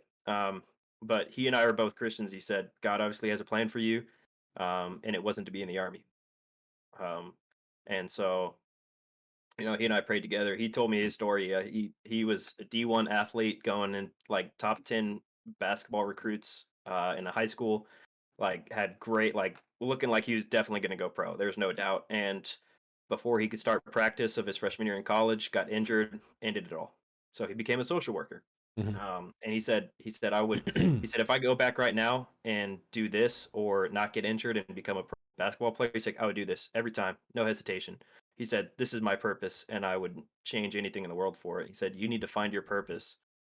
And so that's what I think I found now. Is I'm going to be working with troubled teens. I worked with kids my whole life, or not my whole life, but like in middle school, I started working with younger kids in the church. High school, I started while I was in the army. I worked with the kids in my church, and both my parents worked with kids. My dad worked for CPS for about 30 years, and so it's like I feel like I know my purpose, and I couldn't be happier at this job. I'm just going through orientation.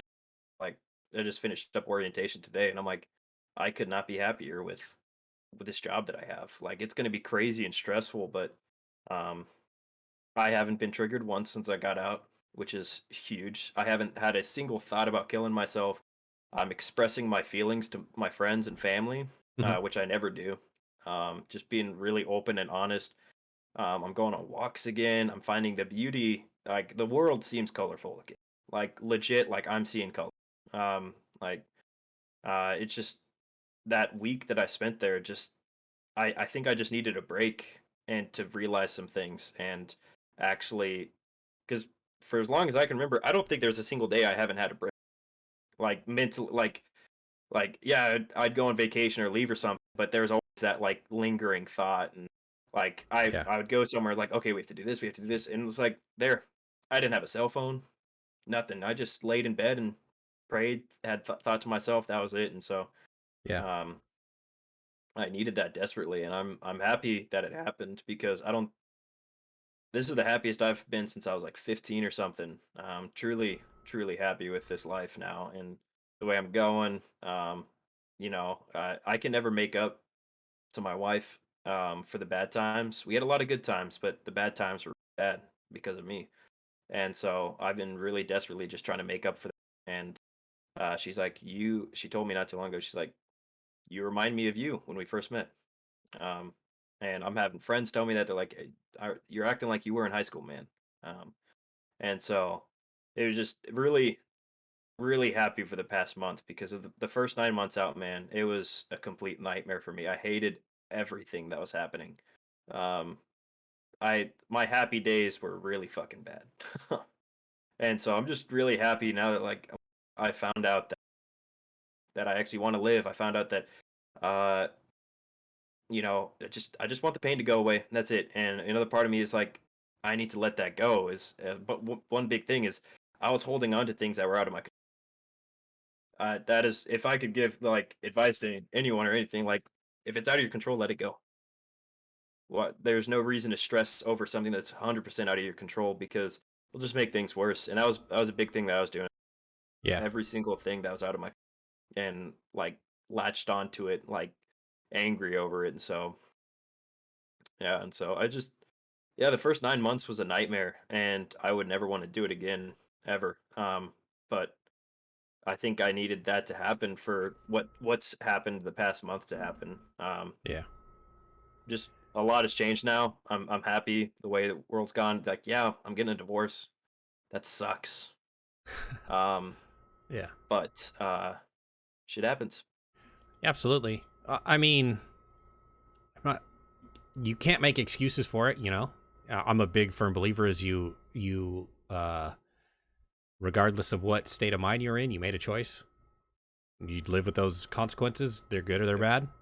The only thing you can do is continue on to, if it was bad, you continue on to make yourself better and yeah, live with, knowing that you were, like you were at this point one time, like down here, but like you just yeah, keep getting better and better. And of course, you slip up, but yeah, and I will, uh, yeah, Absolutely. You just keep moving forward. Use it as a example, Yeah, to absolutely. Yeah, yourself of like uh to just be better, like I just talked about this the other day.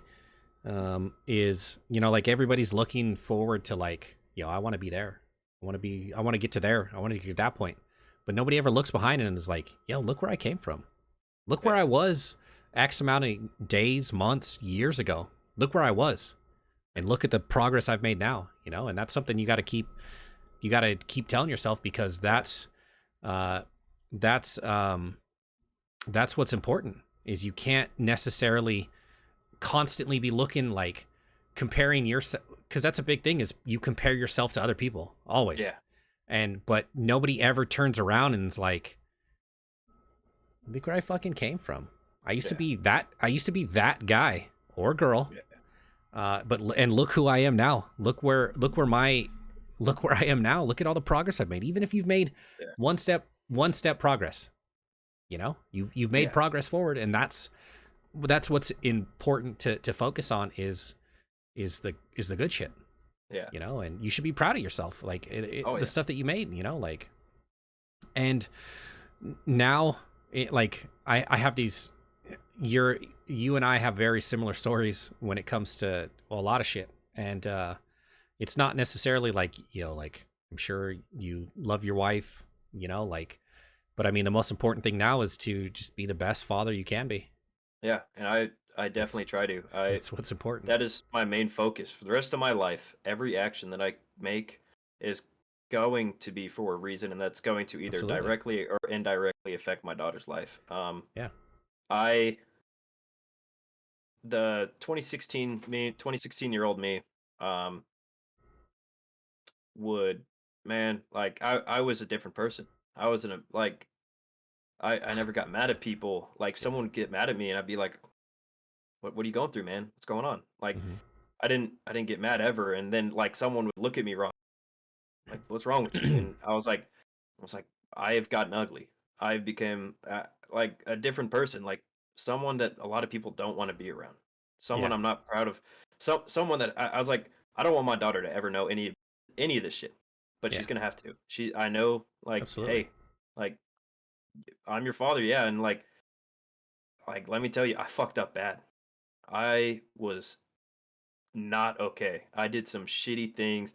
I was angry, like I was like, I want you to like that's my thing. It's like I want to be the father that she deserves. And I love her more than Absolutely. anything. And yeah, I when I'm with her, even when I was getting triggered, all the time and going like wanting to kill myself, when I was with her, it was the best moments of my life. I I haven't changed how I act with her, or my playfulness, anything. Um, and so I thought like, yeah, I'm a good father because of this. But then I would Yeah. click. I'm like, how am I a good father if I'm also, screaming at her mom? How Yeah. am I a good father if I want to leave this world, leave her behind? How am I a good father for not myself? How am I a good father for all these things? I'm not a good. Yeah. I'm not. And so, like, yeah, she and I love each other, and I find it fun. I am her number one favorite. She sees mom, hi. She sees me, she's like, dad, dad. Like it's unexplainably excited, and it's the best feeling in the world. But she didn't know better. If she was a teenager seeing this stuff, she would hate me. She'd resent me. And that's something that I just have to live with. Is Well, realizing like I need to be the man that she deserves, and absolutely. um, that is my main goal in life now. And And I I feel like just that 1 week that I spent in the hospital was probably the biggest leap I've ever taken in my entire life. Like it wasn't one or two steps. Like I fucking climbed up a building. Um, yeah. it is insane to me how much that week did for me. I got Yeah. out and my wife, she said, "You're acting like a completely different person." My brothers were like, "You're like who you used to be, man." I got my friends like, "Never smile like this before." And it was before they met me after things started getting bad and dark, and they're like, "I've never seen you act like." It's like, Yeah. yeah, like this is who I used to be. This is actually, it's like in my mind, whether you agree or disagree, like I honestly could probably listen to you and say like it's not who I am, but this is who I am. I'm a really happy, loving, caring, genuine, forgiving guy. I just think I let like the pain and darkness and everything affect me, and I let things that shouldn't affect me. And I became bitter and angry, and I festered it, and I never tried to get out of it. Yeah, And I became so to a lot of people that's who I am, and I don't blame them. Like that's who I was exactly. But I'm happy that I'm who I used to be, and I still got a lot of work to do, a lot. absolutely. But I feel like I said, color again. I'm seeing colors. Colors are more vibrant. Yeah. I want to step outside. I don't want to hide anymore. I want to go out and see people. I used to hate that. Like my best friends Hmm. were like, "Hey, you want to hang out?" I'm like, not really." And Yeah. I was like, "I can't wait." Um, and it's just I want that for everyone that's hurting. Yeah. That's a big reason that I got this new job that I did. Yeah, I'm not working blue collar anymore. That sucks, but I'm gonna be working with teens that are been through shit 10 times worse than me. Yeah. Absolutely. Um, 10 times worse than most people. The stories that I've heard already of the kids I'm gonna be working with. I'm like, how did they not kill themselves already? Yeah. Honestly, how? Like, it's a miracle that they can have a good day at all. Um, so yeah, that's been my first 10 months out of the army. Almost 11 actually. About to be 11 any day now. Yeah. First 10 were worst months of my life, and this Yeah. past month has been the best month I've had in probably 6 7 years. Um, Yeah. yeah, We just God, got to keep it. You got to keep it going. I mean, I've talked about it. I'm very open with, about it myself. Like I was in the same kind of position you were. yeah, And it's been a couple years. I tried to kill myself a couple years ago. Um, and it's one of those things you just try to be better every day. Like, yeah, I mean, it's one of those things that you still, like it's still there. I've thought about it since then. I've thought about it. I've thought about it again. It's battling depression. yeah, I mean, it's one of the things that led to, my divorce after 10 years. And, it's one of those things that like maybe maybe it'll be there for the rest of my life, but like my son's going to be a teenager this year, and it's to the point where like I can't he deserves to, even though I'm not the greatest father in the world, he still deserves to have his father there. You know what I mean? And that's what motivates me every day, yeah. and I've said it on this channel before and stuff like that. Like even when I'm streaming 10, 12, 20 people, whatever, one, two people, my son calls. I'm like, yo, like, I got to take this phone call, because that right there is the most important person to me in this entire world, and that's what keeps me motivated every day. Everybody Yeah. has their own thing. Like, you touched on earlier, being a Christian, like, hey, if that's what works for you, that's what works for you. Doesn't matter if I believe, doesn't matter if anybody else believes, it matters Yeah. if you To believe each that, their own. that Yeah. that's it. And, Whatever your method is to get out of it, yeah, do it. absolutely. But that's the thing is you got to keep fighting no matter how hard it fucking feels, no matter how shit you feel is piled up on top of you. You have to keep moving forward because and we talked about it earlier. It's about you leave this world. It's no longer your problem.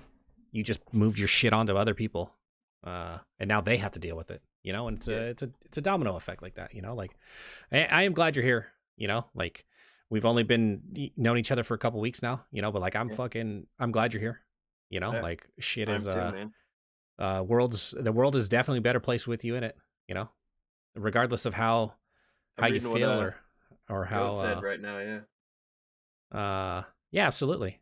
And it's kind of like you have to focus on those type of things. Yeah. You focus on the bad shit, of It's course, yeah, it seems and I really astronomical. did. I really Yeah, did focus on the bad shit.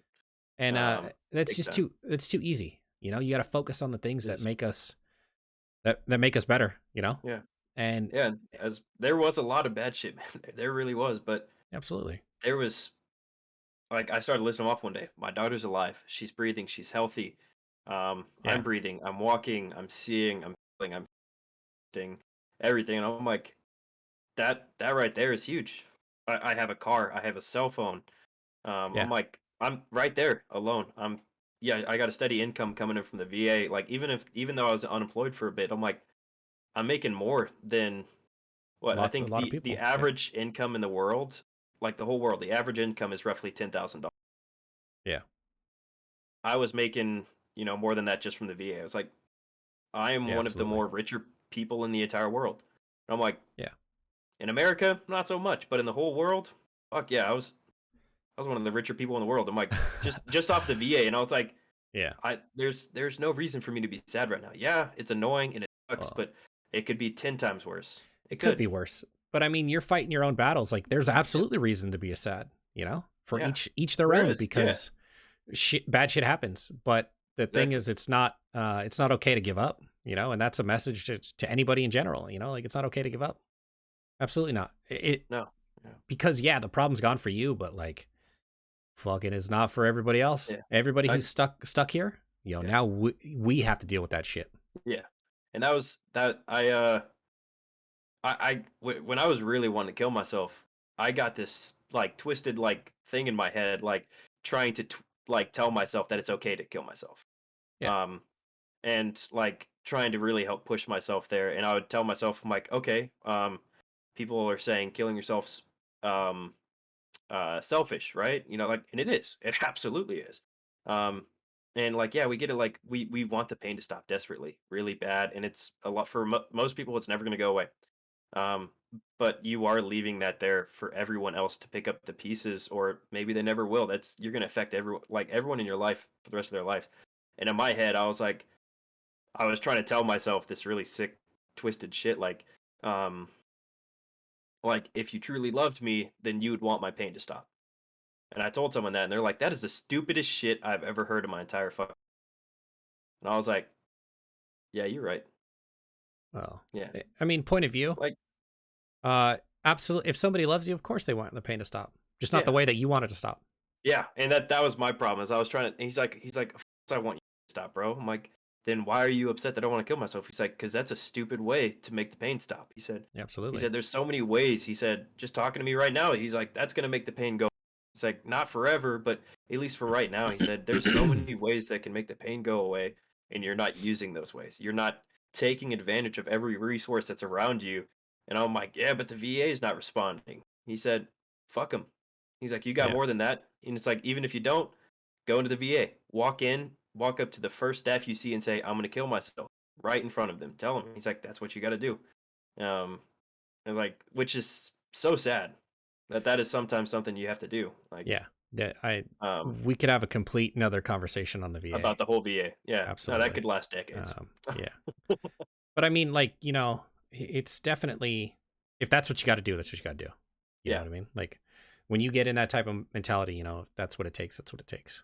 Yeah. Um, but yeah, I mean, like I said, definitely glad you're here. And also, if Yeah. anybody's watching this, like we like to focus on just you and I. Like, sorry about chat too. Like, I'm not ignoring you. Yeah. Well, I am ignoring you, but like, this is about his story right now. It's not like I appreciate everybody in chat supporting and all that type of stuff, but like, That's the ego. this is kind of about like his story and that type of stuff. But I am talking to chat now, and I'm talking to anybody watching this on YouTube and or Twitch. If you ever need to talk to anybody, don't be ashamed to reach out.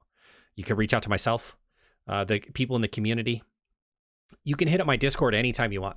It doesn't matter what time. Just get that message. Yo, are you up? Absolutely. I am now. And my phone never goes off.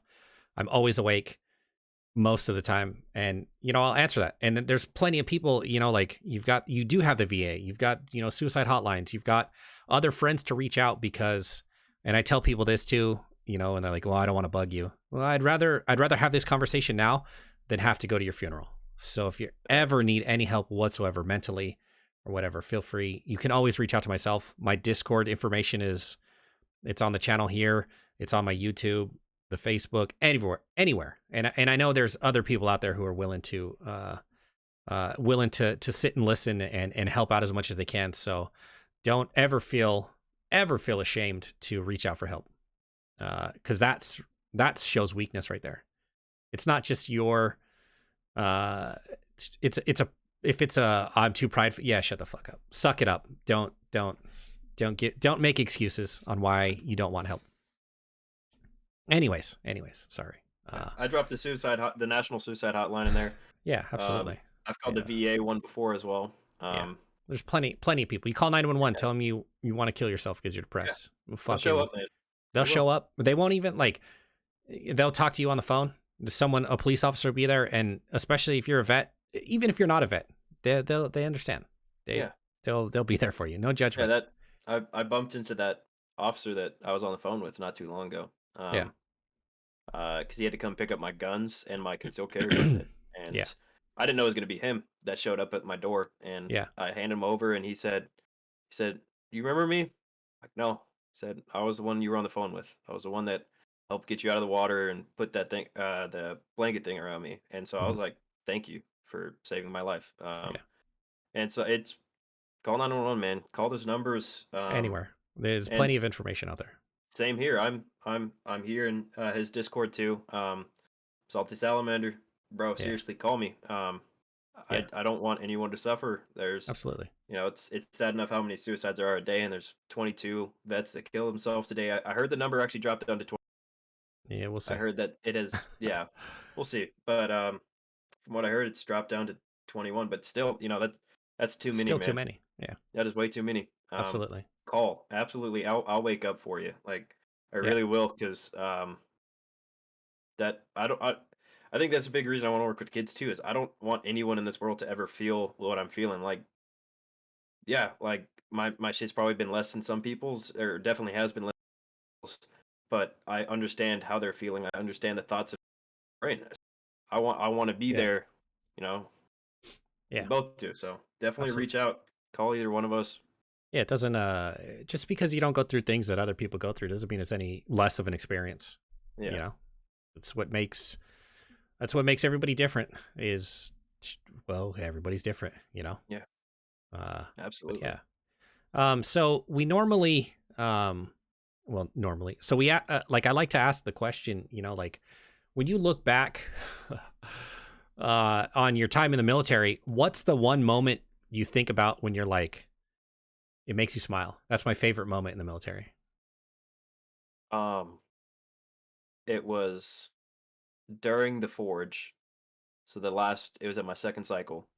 Um, and so when I came into my second unit, Mhm. um, during basic training, I kind of stepped into this, like, let me help you, kind of stance, like a leader. I was a squad leader. Um, I got lazy, with the push-ups my second cycle, so it took me longer than it should have to. But Yeah. uh, we were doing the forge, and a lot of people were hurting really bad. It was kind of sad to watch. I got in trouble a lot. I would fall back to help people, push people, motivate people. There were times we'd be in a ruck, we'd be like 5 miles in, and I start seeing the like 5'4" girl falling, and so I turn around, I get behind her, and I push into her rucksack, and I just push her, or the guys, like, I was like, I have to help these people. Yeah. And drill sergeants are sitting there screaming at me, like let them fall out, let them fail. And I was like, I can't do that. I was like, Yeah. I get why you're saying that. I really do. Like maybe they don't belong in, but I'm Yeah. like, I'm not gonna sit here and just let someone fail when I can Yeah. help them. Absolutely. We were we'd been up for about 48 hours straight, maybe longer. It was the middle of the night. We were like 4 miles into like we had just rucked like probably like 30 miles. We were like 4 miles into our like next 8 mile, and they're like, "Hey, the sooner you get there, the longer you guys can finally sleep." And we're like, "We have to get there, bro." It was the middle of the night, and we were carrying like dozens upon dozens of ammo cans, gas tanks, water tanks, jugs, whatever, and logs, like massive fucking logs. And there were some that like two people could carry, some that one could carry, like they weren't that big. And then there's about two where it's like 3 to 4 man carry. This thing big as fuck. Hmm. Um, and I'm like helping, like, in my drill sergeants are like, "Hey, bro, you got a PT test after this. Like, they told me, like, if we see you pushing, we're gonna fuck you up. Like, you need to relax. You need to take a step back and just stop doing what you've been doing this whole cycle." And they're like, "Just take a step back and let people fail. Like, and if you're carrying something for too long, hand it off." He said, "I don't care what the fuck they say." They're like, "I'll jump in, tell, like, take some weight off you. Like, your body needs to rest big Hmm. time." I was like, "Yes, Sergeant," and I couldn't do it. It finally just came over me, and I see these people, three people, carrying this giant log on their backs, and I walk up, and I had this little hack that I did. that drill sergeants found out that night. I took a 550 cord and I wrapped it around my M4 and I buckled it to the front of my rucksack and then just kind of placed my hands there to make it look like I'm holding my gun, but really dangling by itself. Hmm. And so I let go. I run up. I grab the log, and I throw this fucking massive log on my back. And I was like, "Go help the guys." I was like, "Go help these guys with the ammo crates. Go help these guys with the water jugs." I'm like, and there's this smaller guy. I was like, "Bro, go carry his weapon and his weapon. Get this shit done." And I throw this log on the back, and I made it about a mile. And he gets up in my face, and he's yelling this fucking log down right now. He's like, hand this shit off. And he Yeah. he looked down. He looked at. He's like, is that shit tied to you? I'm like, yes, Joe. He's like, God damn it. Like, oh my god. Like, this is fucking. You don't get that log off right now. He's like, I'm gonna make sure you get out and you never make it. He said, I'm Yeah. being serious. And I'm like, and I look at him. He's like, bro, you're not helping yourself. He's like, I'm trying to help you right now. Like, he got like super. He said, he's like, you need to stop. And I look at him like, I can't let them fail, Joe. He said, that's not your choice. He said, I am now taking control of the situation. He's like, if you don't let them fail, you're going to fail. And Yeah. for a second, I was like, that's okay. And I finally decided, I'm like, you know what, you're right. And so he called some guys over. They threw the logs. He's like, if I see you carry one thing, it's over. So I spent the next like 2 miles just holding my gun. That was it. He brought out his pocket knife and cut it. He's like, hold this shit. I'm like, God damn it. But yeah, I didn't carry anything for the last like 2 miles, but for about a mile, I carried that log and took weight off a lot of guys. Um, that's one of my most proudest moments. Like this log was heavy as fuck. It was hurting. Um, and then we would get there. This one chick, a good friend of mine, she had super bad blisters on her feet. She took her boots off, and I was like, oh fuck, why'd you do that? Like that's not gonna end well.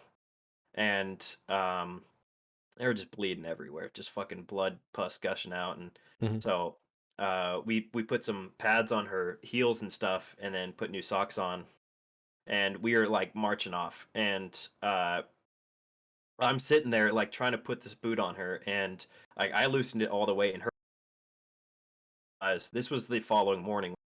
I got to sleep, and my drill sergeant standing there, and he said, "Are you helping her right now?" I'm like, and I just kind of look at him like, "Yes, drill sergeant." He said, "You sure you want to do that?" I'm like, "Yes, drill sergeant, I do." He said, "You remember what I said to you?" I'm like, "Yep, I do." And he looks at me, he's like, "Shit, then you better hurry up then." I'm like, "Whew, fuck, I can't believe it." I was like, "Holy fucking it finally fit, but it was disgusting. It got bad."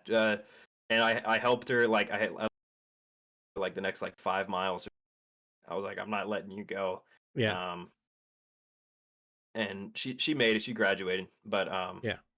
that whole like 12-hour span, probably my proudest time in the military is like that's who I want to be. That's who I am. Like I am willing to sacrifice myself and that scared my mom because she knew that's how I was as a kid. There's this video I saw of this one Marine charged down a hill, on this YouTube video, and started just charging down this hill, shooting and firing. I think it was at the time the Taliban, um, to get his buddies out of there, and he ended up getting shot a few times. The camera's on his head as ACH, and his buddies were able to escape, and he was able to live later. But I looked at my mom. I was like 12 at the time.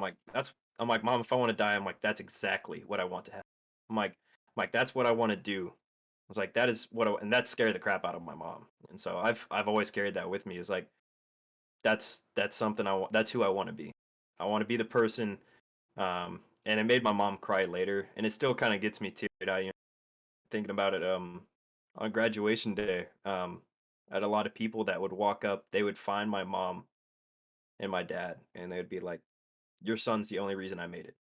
The amount of people that I heard say that was it like it really made me happy. I was like proud of who I was, and I was like, I did good. And my mom showed me letters she got, like, um, or email or Facebook messages because they had this Facebook message thing, and it was just these random ladies reaching out to my mom while I was at reaching out to her and being like, "Hey, your son is the only reason my son or my daughter hasn't quit yet." She got like 10 messages from random ladies that found her Hmm.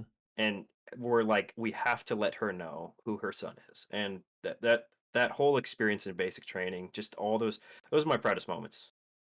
Outside of becoming a father, those are the proudest moments of my life. It's like Nice. knowing that, and I think for my mom too. It's like I did good, and my mom did great. She did fucking Yeah. great. It's just like those I hold on to those memories big time because it's like Yeah. I I would never want someone to quit on me. Sure, I tell them to because I'm like, don't fucking hurt yourself for me. Yeah. Which is so stupid because I can't listen to that if I'm getting told it. Yeah. Absolutely. But those are my proudest moments, and I live for them. I think about Nice. them a lot. Still some of my best friends. Yeah. All right. Now, well, okay. So that's that. Now we're gonna see if anybody has any questions in the chat. I have to close my window. It's cold outside, and I can feel the tip of my nose getting cold.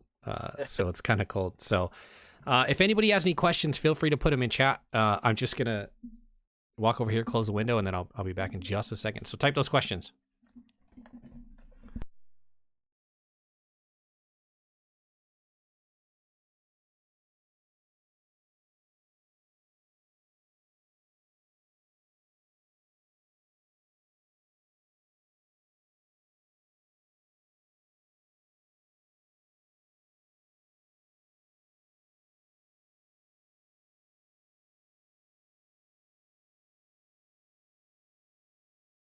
That's okay. Ooh, I can put a sweater on. Oh boy. Ooh. Yeah, I mean, it gets a little late when we do these, so sometimes Yeah, no people aren't problem. necessarily paying too much attention. But I feel like, Yeah. uh, uh, uh, You asking well, me or him? yeah. Currently, so I went to Iraq twice. We talked about it. I know you got here late. He didn't go to any. He didn't deploy. So there's nothing wrong with that. But Stayed stateside. yeah, stateside. So Yeah. yeah. Boy. But I do appreciate you coming in and hanging out and telling your story. It was very. What a story, man. What a Not the story. best, but it's something.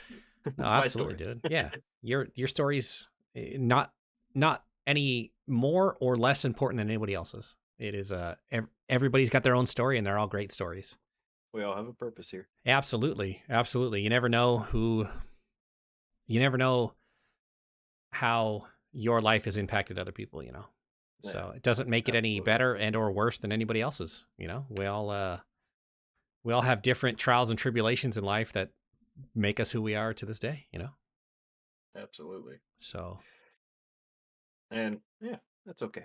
yeah, It's absolutely. my story. I'm proud of my story. You should be. I'm ashamed about a lot of things, but Yeah. Don't be I ashamed. got to move past it. Yeah. Don't be ashamed about, things. They made you who you are today. Exactly. And You got to look at it. Point of view is everything in life. You got to look at it differently instead of like, oh, I'm so ashamed of what I did. No, well, it's like, yeah, you weren't at your best. You did some stuff, but you learn from it and you become a better person from it. yeah, So main goal is become the best dad I can humanly be. absolutely. I can never be the Absolutely. best dad in the world. I can never be a perfect dad, but I'm gonna try my hardest to. It doesn't matter I mean, yet again, like, you just have to be the best dad in the world to your daughter as you can. That's it. Not to my That's kid, not to somebody yeah, else's kid or anything like that. You be the best dad you can be. You got to be the yeah, world's greatest dad to your daughter. That's yep. that's it. That is my goal in life. Absolutely. Absolutely. You have that mindset, That is all I can do. then 100% you will be. Yeah. So Shoot, uh, man. I really appreciate yeah, having me on absolutely. here, man. I Yeah, was really definitely. excited about this. Yeah, I'm super glad you're here. I love doing these. I love doing these. I know Um, this was a lot of fun. yeah. I didn't think we'd go to 3 hours. You never do till you're there. Yep. uh, but awesome. I guess.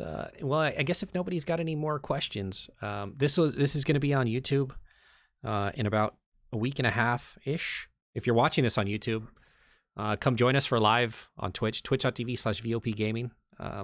All of Salamander's socials and stuff will be in the link below if you're watching this on Twitch, or if you're watching this on YouTube. If you're watching on this Twitch, he's chatted in there in the chat, so go drop him a follow. And check out his stuff. He streams as well. Yeah. But I mean, I really do appreciate it. And yet again, to reiterate, you know, if anybody ever out there is ever needing someone to talk to, you're never alone. Absolutely, you're never alone. You can always reach out to me. It doesn't matter what day it is, what time it is. It doesn't matter if you feel like you're being a burden or whatever, because, you know, like, we got to look out for each other. So always feel free to reach out to me. And if, you know, like we were talking about earlier, you can call 911, you can call the police department, you can call suicide hotline, you can call the VA. Well, I think it's the same number. I don't know. Well, I think they have like an option. I don't know. You hit the numbers, and I think there's an option like a press 4 instead of a press 5 or whatever, something like that. But there's always people to reach out to. Doesn't matter.